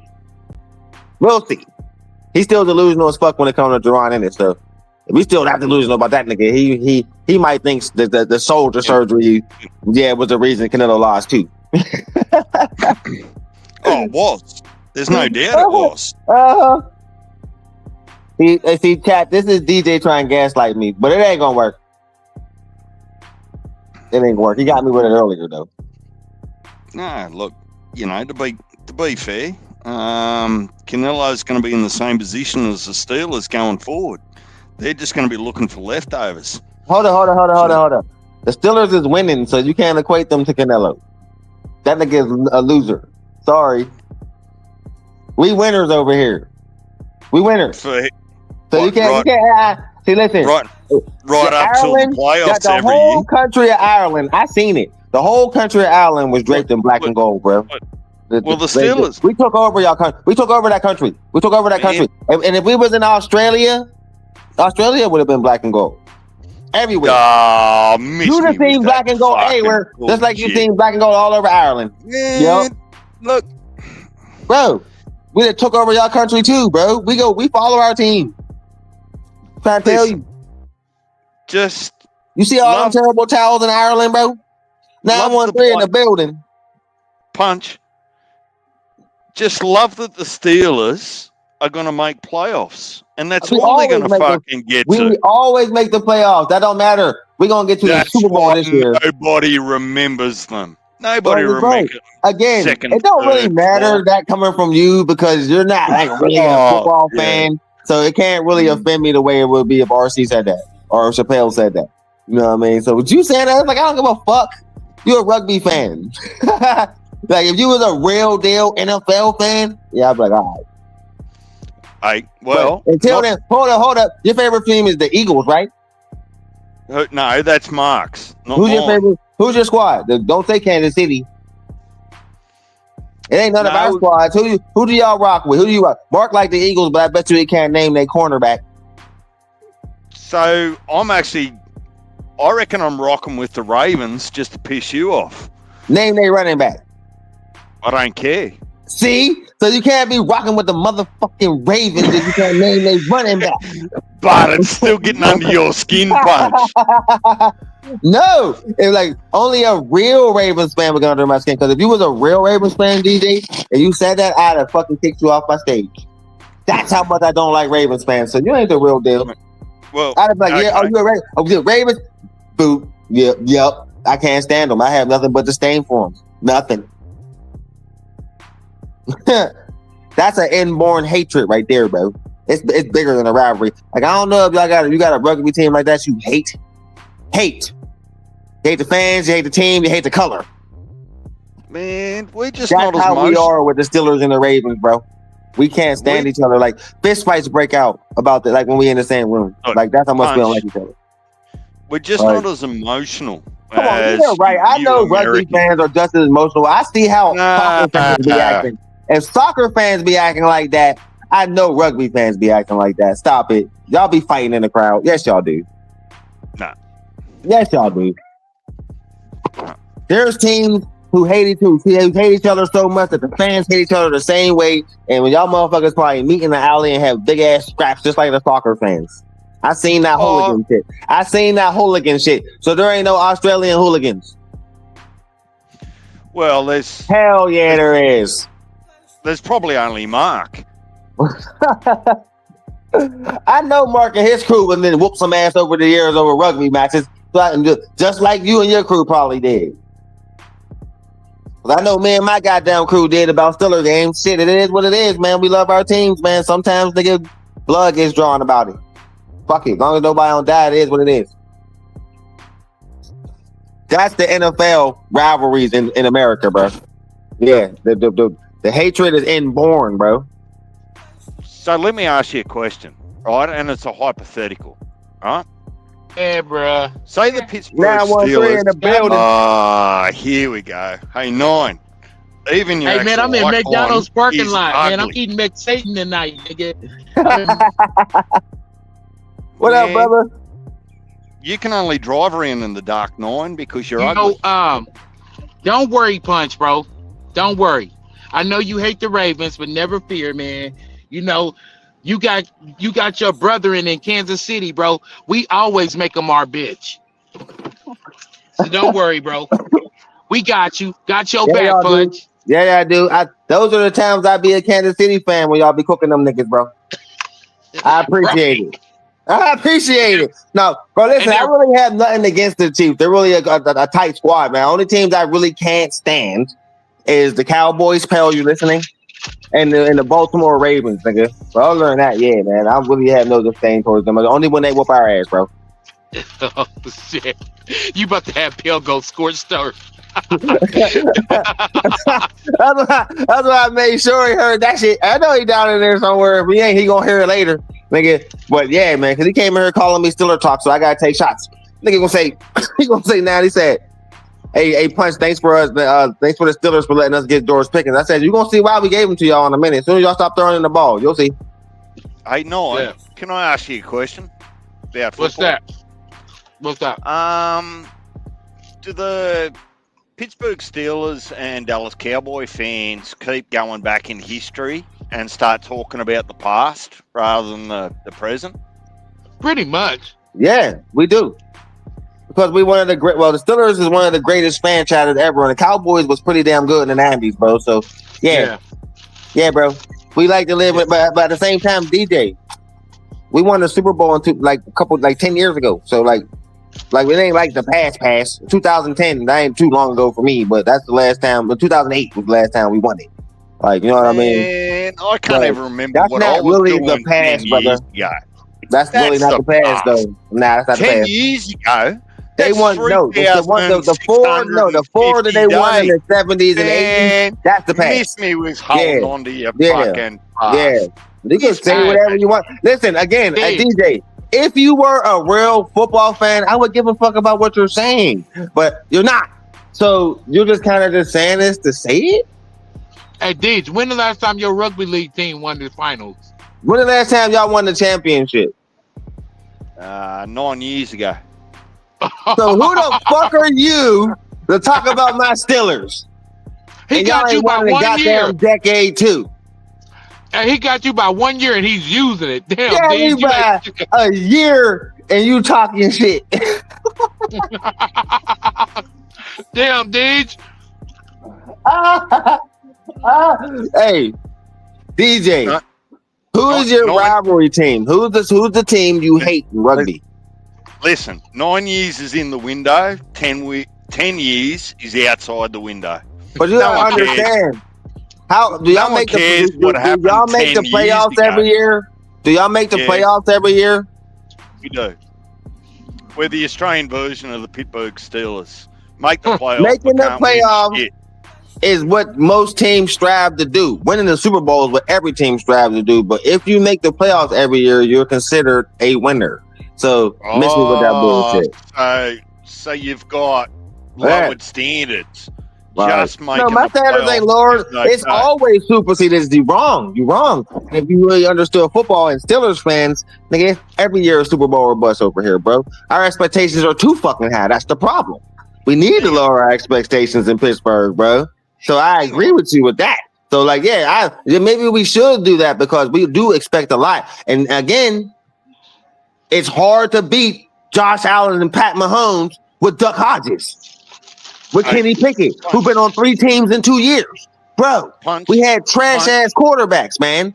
So you can't beat the 2 best quarterbacks in the league who you got to face every year in the playoffs with 2 horrible fucking quarterbacks, bro. And so Mason Rudolph, like, them are not excuses. You need a quarterback to win. So if your quarterback's trash, nigga, y'all can't score no points no matter how good your fucking defense is, bro. You're not going to be able to beat these niggas, man. Bro, you can't beat us in the regular season, let alone the playoffs, bro. Again, washed up Russell Westbrook. He got benched in 3 games, man. What? Of course. I bet you Rodgers would have beat you niggas. Who? I bet you Rodgers. That Sharon Rodgers shit stopped real fast, didn't it? Nah. He out here putting numbers up, nigga. See, that's what I'm talking about. Everybody thought he was gonna be trash, nigga. Aaron's out here showing out, nigga. I love it. We going, nigga. So I won't be surprised. I said, keep talking shit. I just putting more. I giving that nigga more fuel for the fire. He out here cooking motherfucking defenses, bro. Keep it up, man. I like that. Like, nigga, I like that, man. I like. We 4-time MVP over there, bro. Put some respect on his name. He was Pat Mahomes before Pat Mahomes. You know that, right? It don't matter. Who's Pat Mahomes now? You encourage your children. Struggling like a motherfucker with nobody to throw to. That's who he is. Y'all need a receiver bad than a motherfucker over there, bro. Right. Punch. How many years straight have we been to the Super Bowl? Punch. 4 years. Focus.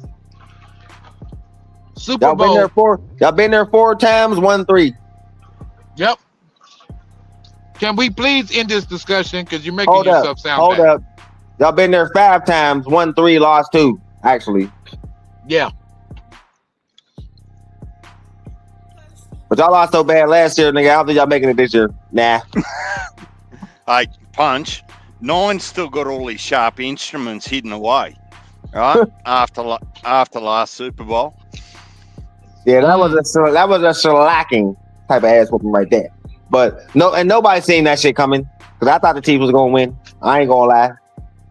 Like, Where the fuck is Pell when I need him to talk about the motherfucking Pell was in here Eagles. earlier.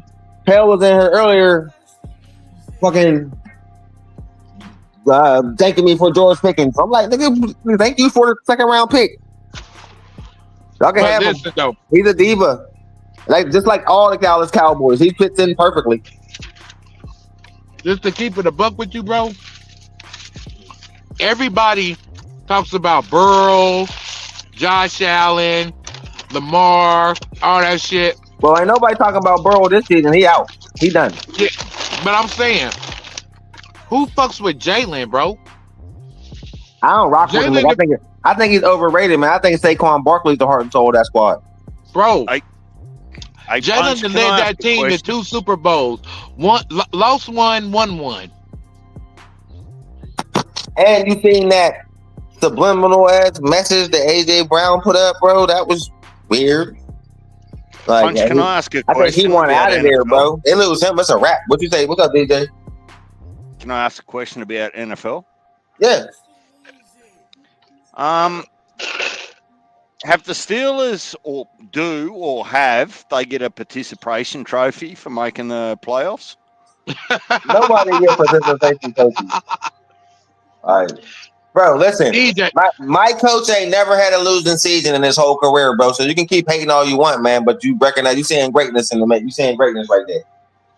Hey, Punch, let it go, bro. He's throwing daggers at you. He can't throw daggers. He's not a football fan. Those ain't daggers. That's dagger coming from you. That's a dagger coming from RC, but it's not a dagger coming from a rugby fan, bro. That can't gaslight me. That's what I said, bro. Like, okay, you can talk as much shit as you want about the Steelers, but you're not an NFL fan, so it's like no. Look, it's just about an education. So I can't talk shit about your team because I don't even know the goddamn name. So you can go all season. I watch it though. Rugby. Listen, I told you this about rugby when we talked about it. I said the girls look more exciting than rugby than the guys. Oh, you can't say that after you just said that about shit. Weigh-ins. I said, why the girls look better, bro? And it was like, what the fuck? Yeah, remember that conversation, DJ? I do not. It's I been stricken from my memory. I sent you the clip of the girl doing a LS run. She looked like a running back. I said, bro, why the girls look more fluid than the guys, bro? And you was like, no, that was just a good run right there. And then I showed you a clip of a dude doing the same thing. The chick looked way more fluid, bro. And in rugby, the girls might be better. Oh, I can't remember that conversation, Punch, conveniently.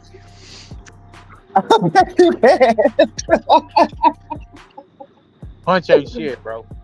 Punch, you ain't shit, bro. Bro, I've been talking shit. They listen, a 913. I said some shit that I don't think it's offensive. Some people might think it's offensive. I don't listen. I said the most entertaining thing about women's boxing is the weigh-in. And again, am I lying? No comment. I'm saving you for yourself. I'm saving you from yourself, bro. I'm saving you from yourself. I'm just saying what we're all thinking. The weigh-ins are pretty awesome. The weigh-ins are fucking amazing. Now, yes. Let's compare the weigh-ins to the end of the fight. What was more fun? No comment. I'm not getting caught up in your trick bag, little bro. You're not about to get me. I wasn't going to either, 9. I just went, well, okay. I love fucking with you, bro. Oh, wow. Hey, don't mind me, man. I'm a little buzzing tonight, brother. Punch is punching. You're buzzing every night, Hey, as well as I am. 9. If you missed it, Punch put RC in timeout again. Are you serious? Yeah. What? Oh my God! Now I gotta replay this shit. What happened? Yeah, dude. He came in here super trolling me again, bro. He trolled you? Bro, I had to crash out a couple racist motherfuckers that came in here saying weird shit, bro. That's the thing about when your channel start growing. My channel's been growing like crazy lately. I'm attracting a lot of weirdos, RC, bro. if you listening, you know you about to get that phone call. Oh my God, though, man. I'm gonna spill the beans, man. People really RC think y'all is get into it, the man. only Online, nigga bro. that And has y'all prove made this me block his ass 3 times. Is he blocked? Like, for how long is he blocked? No, I just timed him out as usual. I'll never block the nigga. But he said I put his ass in the corner for about 5 minutes. So what exactly did he say? Scroll up in the chat. Oh shit. He was just endlessly trolling, man. You know, the predictable thing, 9, is I was talking to Rob earlier today and I said, look, if you front up on 9's channel, Punch's channel, there's every chance you're going to get timed out today. And look what happened. That's why he I don't came see in what he laughing. said. I don't see it. I don't think I see. Like, him and Pell got the same icon. Oh They yeah, both because when I timed him out, it took all the comments off. So I fucked it up. What was he saying? It was about Tank, wasn't it? No, I was flaming everybody about the little Crawford in the interview he just did when he pointed out that your boy Boost ducked him twice, Virgil ducked him twice, and Fundora ducked him, bro. And I was just kind of laying into that. However, yeah, I was kind of laying into that, and then RC came in just saying a bunch of crazy shit like he always do. I'm gonna tell you like DJ told me about the t-shirt, bro. Can't eat off of that forever, bro. I'm not. I'm just laughing and rubbing. You gotta let me bask in the glory, bro. 9. I'll give you that. 9. You gotta let me bask in the glory, bro. Let me update you. This was 2 years of me, nigga. I know. Talking shit. You gotta let me bask a little bit. I feel you. When I kicked DJ's ass, I was just reacting to the interview, bro, and just the being glow punched on my face right. when I kicked DJ's ass. That was my Crawford Canelo, me kicking DJ's ass. I get it, bro. But I moved on. And we became friends I've been moved on. Like I was on. My move on is how when Thurman cooked Fundora. Yeah. Look, 9. I want to update you because you've come in just a little bit, not at the start, but midway. I want to update you on the list. And you know what the list is, right? Mark's still number 1. Al Heyman, always number 2. Now there's Bob. Now there's Boots. Now there's women's boxing, right? Man, Punch's list just keeps getting longer and longer and longer every week. I've been saying a lot of shit that they've been fucking with me for a long time, and it's all coming out tonight. Now it's one of them shows, bro. I'm venting tonight. Looking out your closet. I'm venting. Yeah. Hey, 9. The other thing I want to ask you: who wins, Janibek or Lara at 160? I have no idea. Like I was telling you last night, bro. We really don't know these dudes, bro. They don't fight often or not. We don't know, bro. And Lara ain't Lara no more. If Lara could box like old Lara, he'll whoop Janibek's ass. But if he can't move like that no more, he might get knocked out. Well, guess what? Lara then came out for 4 straight knockouts. I know. That's what I'm saying. He's just more sharper and accurate with his punches, but he don't move like he used to. Nah. But his punches got a lot more sharper and accurate, and he get knockouts from that shit, bro. I noticed it too. What it is Lara's not moving as much. And when you moving backwards and doing all that boxing shit, you're not sitting down on your punches. Now he's sitting down on his punches more. Yeah, I noticed. You remember like Ali When he came back, he started hitting motherfuckers harder because he knocked out Foreman because he was sitting down on his punches. He probably would have just outboxed him to a comfortable shit, made him quit or cut him or something like that. Now, the old Ali, he started sitting down on them punches and he started knocking motherfuckers out. I tell you, let me be a human for a minute, right? So the things that frustrate you, Punch, we know about. Let me tell you something that frustrates me. These fucking professional boxers, Nine, Sean Porter, all the rest of them want to sit on the fence with matchups, right? You professional boxers need to get off the fence and pick a fucking fighter. Yes, Nine, that's directed at you. Okay. Someone wants to get their ass kicked again in another t-shirt. I agree. Pick a fucking fighter. I don't give a fuck. Like, Janibek versus Lara. Who gives a fuck? You've never heard me say, damn, I want Janibek versus Lara. I would prefer Janibek versus Adamas. I'm more happy about Oshaki versus Shushu. I mean, Oshaki I'm not asking you to feel warm and cuddly about it. I'm asking you to apply some analysis to it and pick a side. I don't give a fuck, bro. And once you give a fuck, if he don't give a fuck about that one, he definitely ain't gonna give a fuck about Rolly and Manny Pacquiao, which is just getting finalized. It's stupid who shit. give a fuck? Is that a Nobody. pivotal motherfucking like, oh my god, this is like for the fate of boxing? About that shit. Give a fuck about that shit. Yeah, I don't really Think about it. I would Oh my rather God. Janibek fight Adamas than Lara. Exactly. But think about it like this though. Who called for that shit? Was it you, Punch? I ain't called for that. Was it you, Deej? Well, I call for a top dog in every division.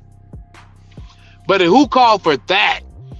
I talk to you almost every day, bro. I don't even think I've heard you talk about that. Yeah, but you hear me, but you don't listen. Man, fuck that fight. Good luck to whoever wins. That's why, like, once you start giving a fuck, it's hard to give a fuck. It's a unified title fight. The only way I think that can make sense is like whoever do that is food for Crawford if he come down. Okay, well, call me when that shit is for undisputed. They gotta get Adamas out of there. He got the Call WBC. me when that shit's for undisputed. See, Janibek got 2, Lara got 1, and Adamas got the WBC. So, like, somebody gotta get him out of there, bro. And he ain't no cakewalk. Yeah, I just don't give a fuck, y'all. I'm just keeping a buck with you, bro. I just don't give a fuck. I won't want to give a fuck, but I just don't. The way boxing is with me, I'm so kind of far removed from boxing. Think about it. If y'all talk to me offline, it ain't even. I'm not even talking about boxing. Hey, well, I think I got something that'll get you excited. Did I tell you the undercard for Haney Norman Jr.? It's insane. What is it? Ready? It's crazy, nigga. All right, David Benavidez versus Anthony Yard. Abdullah Mason versus Sam Noakes. Jesse Rodriguez versus Fernando Martinez. That's just 3 of them, bro. Oh my God! And those are fights that you really. Those are fights that you really can't like just go down the list and pick, because think about it, bro. We don't know these niggas. They still young up and coming dudes. We don't know. All title fights, man. All title fights. Yeah, that's dope. I'm gonna be right there watching it. But as far as picking that shit, who give a fuck? Too hard right now. Yeah, it's too hard. Too hard right now. I'll wait till we get closer. Now I'm rooting for Abdullah Mason, but we don't know though. Sam Noakes is It's the the slugger. He is. yeah. And he might force He, Abdullah, and Abdullah like to slug sometimes, so that's what I'm talking about. Let's see what that chin is like. Because if he those put you down, boy, ooh. Abdullah could outbox him for 6-7 rounds, But he and like then to get hit slug with some sometimes. You see how yeah, Abdullah and did then in the first round? He rushed in a lot too, bro. It's like, ooh. get hit with some hot shit. Mm-hmm. We I don't think know. Noakes is preparing for that, so I'm looking for Abdullah Mason to come out relaxed and calm. But if he come out fast like he normally do, he might get dropped. Yeah. We both see that coming now. We agree. Yeah, so I love that fight. I'm just not about to pick it and be like, oh yeah, this guy's gonna win. Nah, bro. I don't see it. I gotta look at Noakes a little bit more. I only seen a couple fights, but from what I seen, bro, he ain't coming to lay down. I didn't watch a whole fight. I watched his highlights. He looks very, very hittable. But shit, if I would have watched highlights with old boy that he fought with the shag or the mullet or whatever the fuck he got bro. on. I watched that fight a couple times back too to see what he was doing to leave himself so open, bro. And it's just looking like he's susceptible to overhand left hand, bro. Yeah, and Noakes breaks with the hook too. That's what I was watching from Noakes' fight. Like, let me see if he throw this punch a lot, bro. Because if we do, Mason gonna be in trouble, and he do. So it's like, bro, and he got power behind it. So it's like, man, that's a good fight. I don't know yet though to make a choice, not yet. I ain't sold on Mason's jaw, and I don't know enough about Noakes. So that's why I say it's too hard right now. Yeah, bro, I'm not sold on nobody, bro. To be honest, I don't have nobody that I'm just like, oh man. Yeah, he's the one. I got BENAVIDEZ cooking yard, and I got Brian Norman Jr. being Haney. Those are the two ones I'm sure of. Yeah, I think only thing Norman got to do is just touching. That's all he got to do. That's all he got to do is touching. Be patient and let Devin come to you. Don't chase him. That's all he got to do. But Norman is going. Norman is going. Hang on. Hang the fuck on here. You've only got to go back 2 or 3 fights, and Norman's performances were rubbish. Just absolute rubbish until he was put on notice and said, if you don't win, you're out. Yeah. So, look, and then you've got the no running thing from Turkey. Like that just adds a different perspective to the fight. Only thing Norman has to do is touch him. However, touching him is going to be hard. Because this motherfucker can run the whole fight. If Norman wins ugly, like he just catches him while getting outboxed. Yeah. Norman wins, he wins ugly. It's not going to be like, oh man, he dominated Haney. No. He ain't going to do him like Ryan did him. Yeah. You watch, it's going to be a lot of backwards moving. It's going to be a lot of tying up. Yep. From Haney. It's not going to be. The fight is a fight that needs to happen because we want to see it. But it's not going. I don't think it's going to be a pleasing fight. Well, how much credit do you give Devin Haney for keep getting off the canvas when Ryan kept putting him down? The dude kept getting up. Yeah. I'll give him credit for that. That hurts. It's a lot of credit. But he also was so dizzy that he kept going down. Like bro. like it was one of those situations, in my opinion, that his pop should have probably threw the towel in after the second knockdown. Well, intelligent or otherwise, he actually didn't display any quit. But that's hard. Yeah. Hard. For sure. But Haney can outbox the fuck out of him. Yeah, like I was like, bro, that's why I said if Haney come out and be Regis Probate Haney, it's gonna be a long night for Norman. Long night. Like, you know what I mean? But if you run in his punches, he does like walk into my power type shit. Haney Mhm. does have enough to like kind of put you down, Yeah, especially if if he you're hits you at skinny. the right moment with the right accuracy, he can knock you down. Yeah, we've seen Yeah, that. And Haney couldn't knock the kid But out like, at bro, theme this is what I'm park. saying. But again, though, like, bro, I that said Ryan that against Garcia, like, but Prograis. that Ryan Garcia fight did something to him, bro. We seen his Prograis, he last was performance. 20 pounds heavier on Like, fight night against yeah, Prograis, and but Prograis bro, was that's what I'm trying to say. done. That wasn't the same Haney, bro. Like, I think that Haney might be gone, bro. You seen what Haney we got? You seen it, man. Like that Ryan Garcia fight changed him, bro. It did. Like we just have to acknowledge that. Hey fellas, I'll be right back. Right back. But yeah, that fight changed Devin, man. Like people don't want to admit that shit, but the next fight, that nigga ran the whole time, bro. It's like, bro, like you don't want to get punched now, like at all. So it's like, bro, I ain't expecting him to engage, bro. Not at all. I'm Well, expecting the same thing we got against Ramos. look, the thing I look at, Punch, with Haney is that, first of all, he never ducks the smoke. You No, can never, ever accuse Haney of ducking the smoke. no, I He's, never called Devin Haney a duck. Never said he was. Like I no, never had a problem so with the fighter. It's just he gets my it's the outside shit he do to make me not like him. But as far as a fighter, he's a great fighter. yeah. So look, the more I'm thinking about this fight, the more sort of 50-50 I'm thinking, and it might come down to the corner. It really might come down to the corner. Yeah, that's You know, true. and Yeah. I love it. I love it for a sporting contest. I think that emotions are allowing people to pick either Norman or Haney, love them, hate them, both, whatever, right? But the reality is, this might be a true contest, because if Haney's on notice not to run, right, Norman Jr.'s probably worried about what his career looks like with Top Rank. If he does take a loss, man, there's a bit on the line there. Yeah. It was like, bro, if you take a loss, it may be over, bro.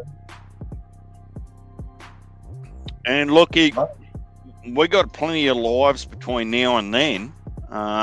When do they fight? 25th of October? Something like Yep. 22nd, 25th? 22nd, I think, somewhere between there, yeah, somewhere around there.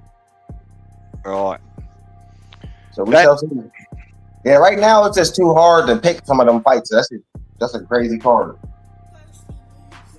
Well, and the other thing about Bam is Bam's been beating up older people. How's he going to perform with someone his own age in a unification?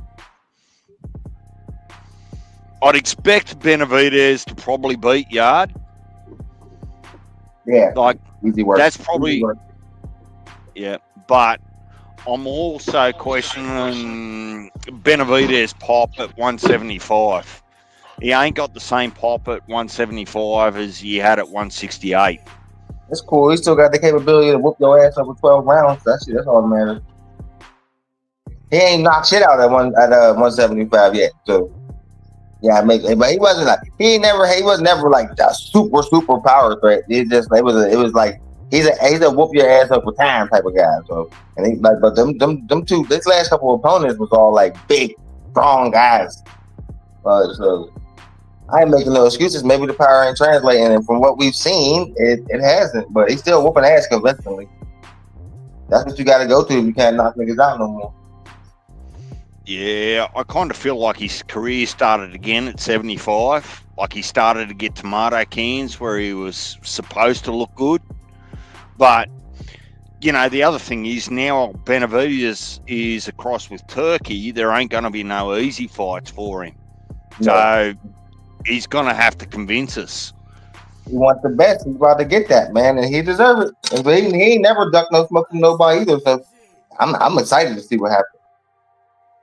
Like I'm happy that all the fighters that deserve these shots, man, are getting them now, right? And they're good enough to show the world who they are. So yeah, we're gonna see it, man. I can't wait, man.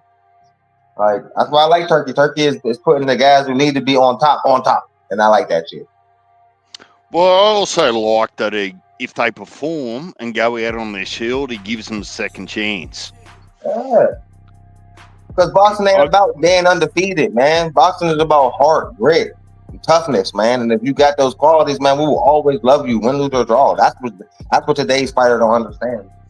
Oh, this is something that I've been itching to ask you all day since we caught up earlier this morning. Is Camille Moten going to be moved like Tank? Do you feel that? Are you seeing that? You know what? Tank can't stand that kid. So, like, I beg your pardon?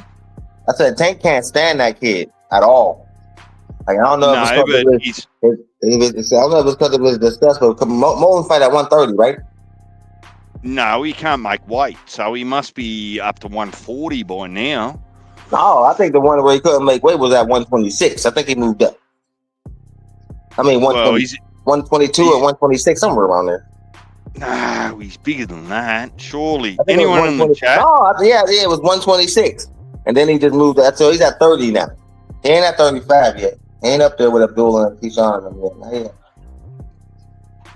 He ain't up there at 140. That wasn't Emilio Vargas. That was the other one. Emilio's the one up there at 140. Just give me a second. Laws. I'm looking it up on BoxRec. Camille Moten, 8-0-0, age 19. So his last fight was at 138. Before that, it was 134 and 3/4. And then even before that, late last year, he was at 139 and 1/4. So he should be at 40 then. Yeah. Yeah. 40 looks to be his most natural weight. Oh yeah, so we might get that Emilio Vargas fight. Yeah. I said that. Emilio Vargas versus Moten, bro. I think he'll cook Moten and Abdullah Mason. I'm being honest. I like Emilio Vargas a lot. Good fighter. I like Moten and Mason too, though, but I like Emilio Vargas the best out of them too. Well, here's my hesitant. He's 8 pro fights in. Everyone looks good if they're managed right in their prospect years. Everyone looks good. Yep. Especially when you got a machine like Floyd Mayweather behind you. That's a hell of a machine, man. You see what he did for Tank. All right, now you back up here. Yeah, man. I think Carmel is gonna be the next Tank. He's not gonna fight hardly nobody. He's gonna do the same old shit. He's got the same handlers with the same philosophy. Matter of fact, I don't even really think much of him. I think even at this stage right now, he takes too many punches. I said the same thing, bro. Like he get hit a lot, and he's only in 8 fights, and he take a lot of risks. Can I tell you something? When I see him, I see exactly what I seen when I seen Errol Spence. Like everybody was talking about him, and I was like, bro, I'm just not impressed. You know what I mean? So I don't see him going any far. But if he's gonna go far, it's pretty much gonna be because his handler's gonna move him a certain way. We know that's coming because he got that Floyd Mayweather machine behind him, bro. Yeah, he's got the hookup. You know what I mean? Well, immediately he's got Teofimo Lopez at 140. He's got Matthias at 140, and if Shakur goes up there and beats Teo, he's got Shakur in front of him. And who's the other one? Gary Antoine Russell. So hold on, Carmel is on 140 now. He's been fighting between 138 and 140. Shit, might as well be at 140. Bro, that's crazy. He's short as hell. Oh, that's why I was stunned when they just told me the weights he is fighting that. Like, what the fuck? His height is like a 125 pounder. That's what I told him. I thought he was fighting like shit 26. He's like, no, his last fight was at 138. What the fuck? Only thing he needs to do is run into one of those naturally bigger lightweights like a Bud was, and it's a wrap. Yeah, like Shakur's cousin. That nigga And might fuck you who up. owned him as an amateur?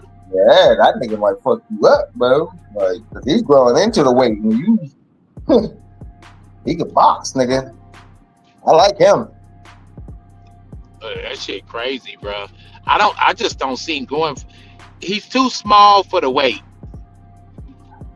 Yeah, he's just sort of. You know what I mean? And he takes too many punches. If somebody is a taller, rangy fighter with a good jab and a good backhand, bro, they'll get him out of there or make it a tough night for him.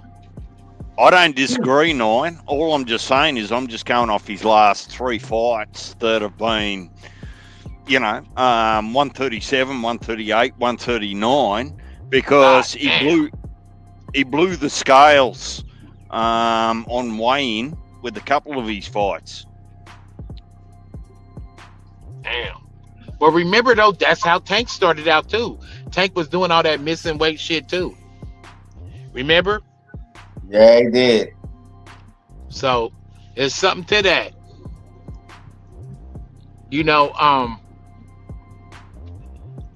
Before long, he's just gonna try to get popularity. He's not gonna go for legacy. He's going for the bag, bro.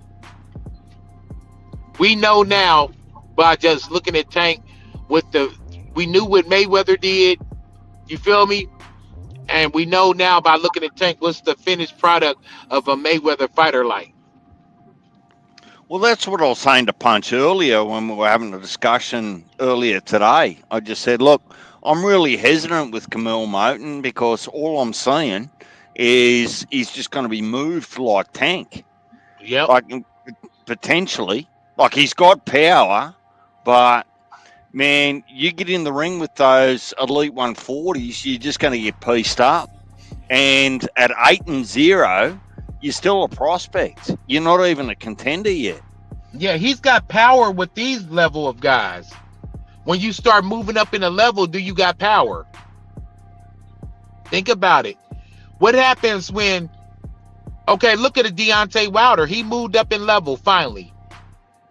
The same right hand that was sleeping everybody else, he hit Fury with that shit, and Fury got up. That same right hand, he hit Zhang with that shit, and Zhang just ate that shit and moved forward. Think about it. So it's levels to boxing. With boxing skills, yeah, that's one side of it when they talking about his levels to this shit. But then it's chins too, because the shot that you hit the guy that's 2 and 15 that'll put him to sleep is not the same shot. You hit a motherfucker that's like 25 and 2, he ain't going nowhere. There's levels to this shit. Yeah. Now we're getting a professional boxer to speak his mind. Finally. You know what I'm saying? But I don't see nobody out there. I like Mason, but I don't know if his chin is gonna betray him. But this is the thing though with a Mason though. I remember seeing a young Andre Ward, he got dropped. A young Ali got dropped. You know what I'm saying? So we don't know. That's why I say we can't really talk about these guys because we don't know these guys. We don't know what's under the hood. We know what Mason. Dropped. Huh? Fondora got dropped and knocked out. Yeah, but I'm saying dropped. You can't put. Ain't that crazy how they'll put a Mason in the same boat as a Fondora? When Fondora got slept, Mason got up. Of course, they always think about that. They always do that. Tim Tszyu kept getting back up. Now there's a few of them. Well, Anthony Joshua tried to get back up off his forehead, but hell me, that shit was funny. no, I'm hearing I'm hearing you, Nine. I just think it's dangerous to get on the bandwagon too early Yeah, until you man. until you actually see how much heart they've got. You call it what's under the hood. I just call it toughness and heart. Are they going But to get back up? but see, this is the Um, thing though too. I remember watching a Felix Trinidad, and he used to get dropped in every other fight, come back and knock a motherfucker out. Very, very fan pleasing, and very, very exciting fighter to in watch. Inoue does the same thing. Inoue doesn't wake up until he gets dropped. Exactly. But I remember watching a Trinidad fight with my uncle. You know, if you think about all the tough fights at that time, David Reed, Fernando Vargas, Trinidad got dropped in all those fights. Only fight he didn't get dropped at is Oscar De La Hoya, ironically.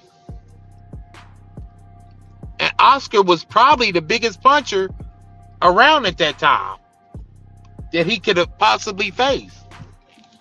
But what happened? He finally fought um he fought Bernard Hopkins, got dropped and didn't get back up. You see what I'm saying? So we don't know what type he is. We just gotta watch it, enjoy it, and see and go from there. You know what I'm saying? We don't know. Punch, you still with us?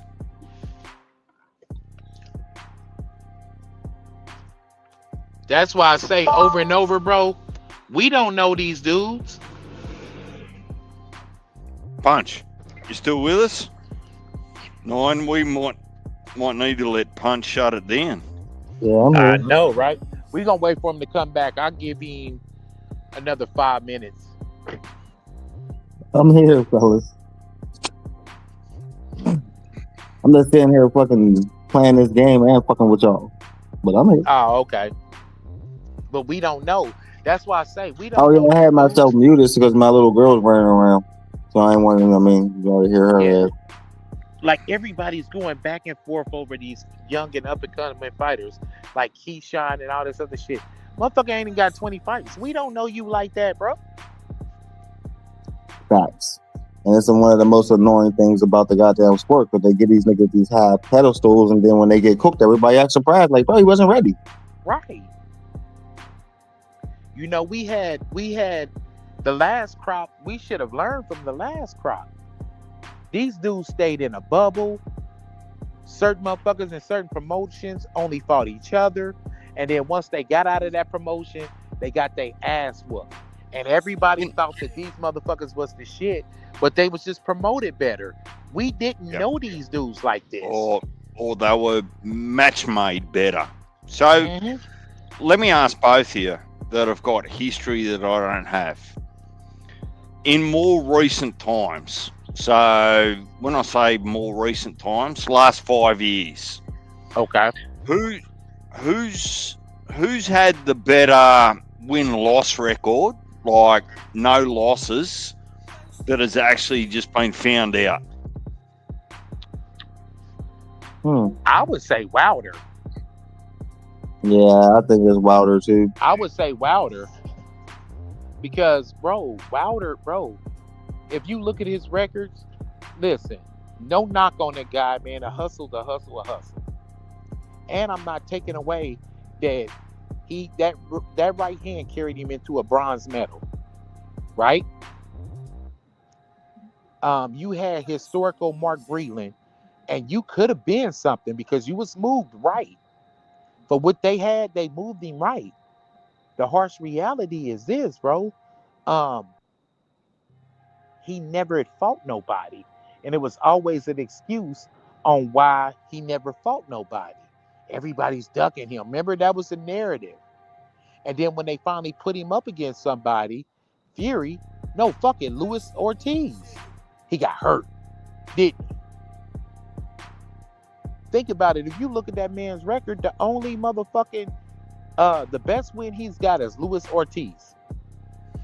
What was Progray's record before he took his first L? bro. I don't know. It'd have to be like 27-0 or something, wouldn't it? Probably, yeah.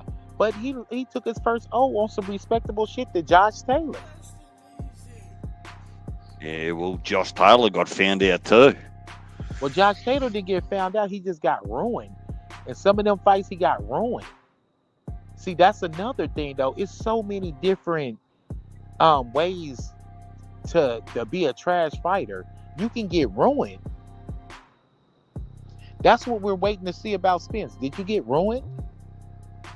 Like, okay, Well, let me give you an example. Let me give you an That's example. kind of what I'm waiting for with Boots, to be honest. I'm not actually wishing it on him, but I reckon we're about to maybe see a fighter if he bites off more than he can chew. He's going to go from 30-0 to 31-1 in a heartbeat. But see, we don't know. We don't know what they got. I don't think they know what they got. And if they do know what they got, it's a reason why they moving him like this. Because I'm telling you, if a motherfucker was a world beater, they people would march him right down the field.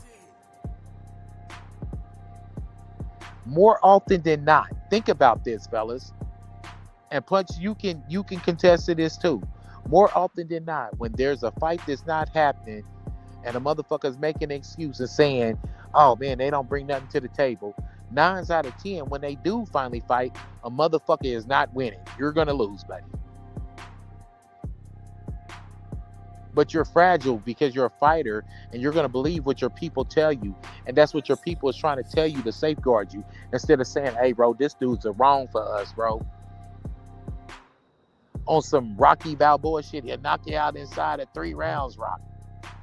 Nah, bro. But these dudes don't do that. And guess what? We'll never know if they do it or not, because guess what?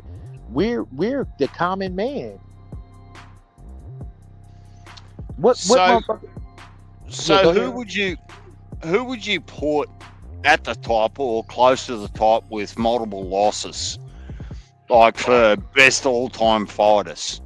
If we forget about the O and someone's taken a loss or a couple of multiple losses, who do you put into some of the all-time greats that have taken the L's and still gone on to be absolute, no question, Hall of Famers or historical elite fighters?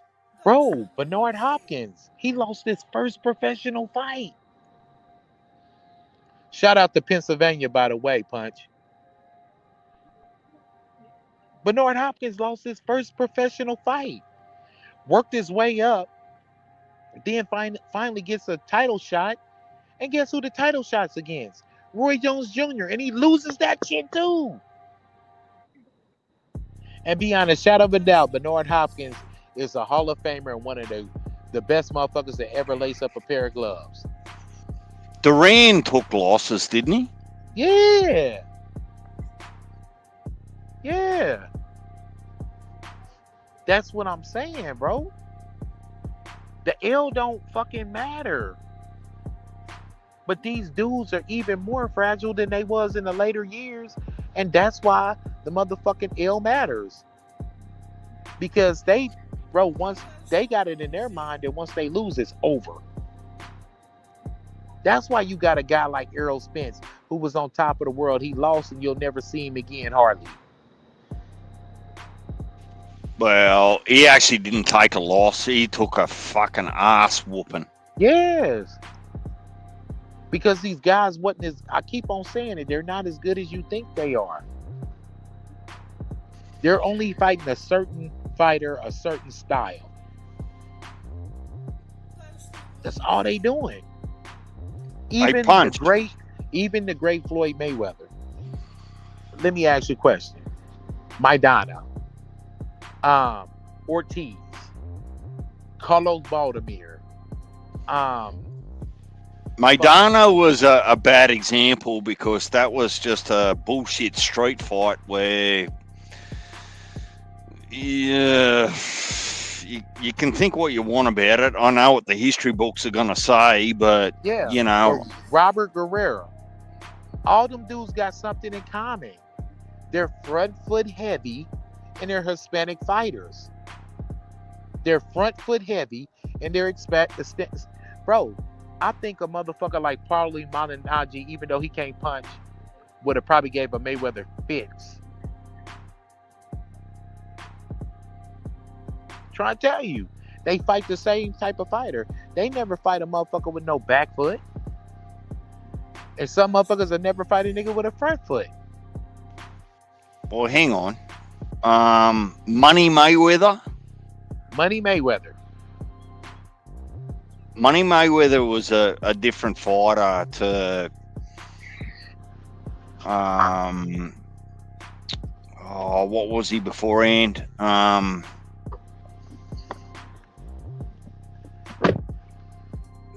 Pull up his box rec, bro. Everybody he fought was front foot heavy. You and I will have this discussion, Nine, but Punch, are you with us? Do you need to go? Because we can have this conversation tomorrow. Punch. Look at that shit. Punch.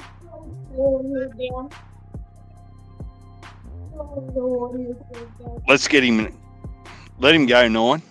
I'll give you a call. Bro. I'm gonna holler at you tomorrow, man. Hit me up, bro. Holler at you. All right, Deej. Yep. We'll talk soon. Yeah, man. Hit me up on the triple chat, bro. We can talk offline. I'm about to shut this down. All right, man. Shout out to the guys, man. DJ, Mark Win, round 1, RC, 913, Heavy Bag, GMT, and all the guys, man. I'm Punch, man. I'm out.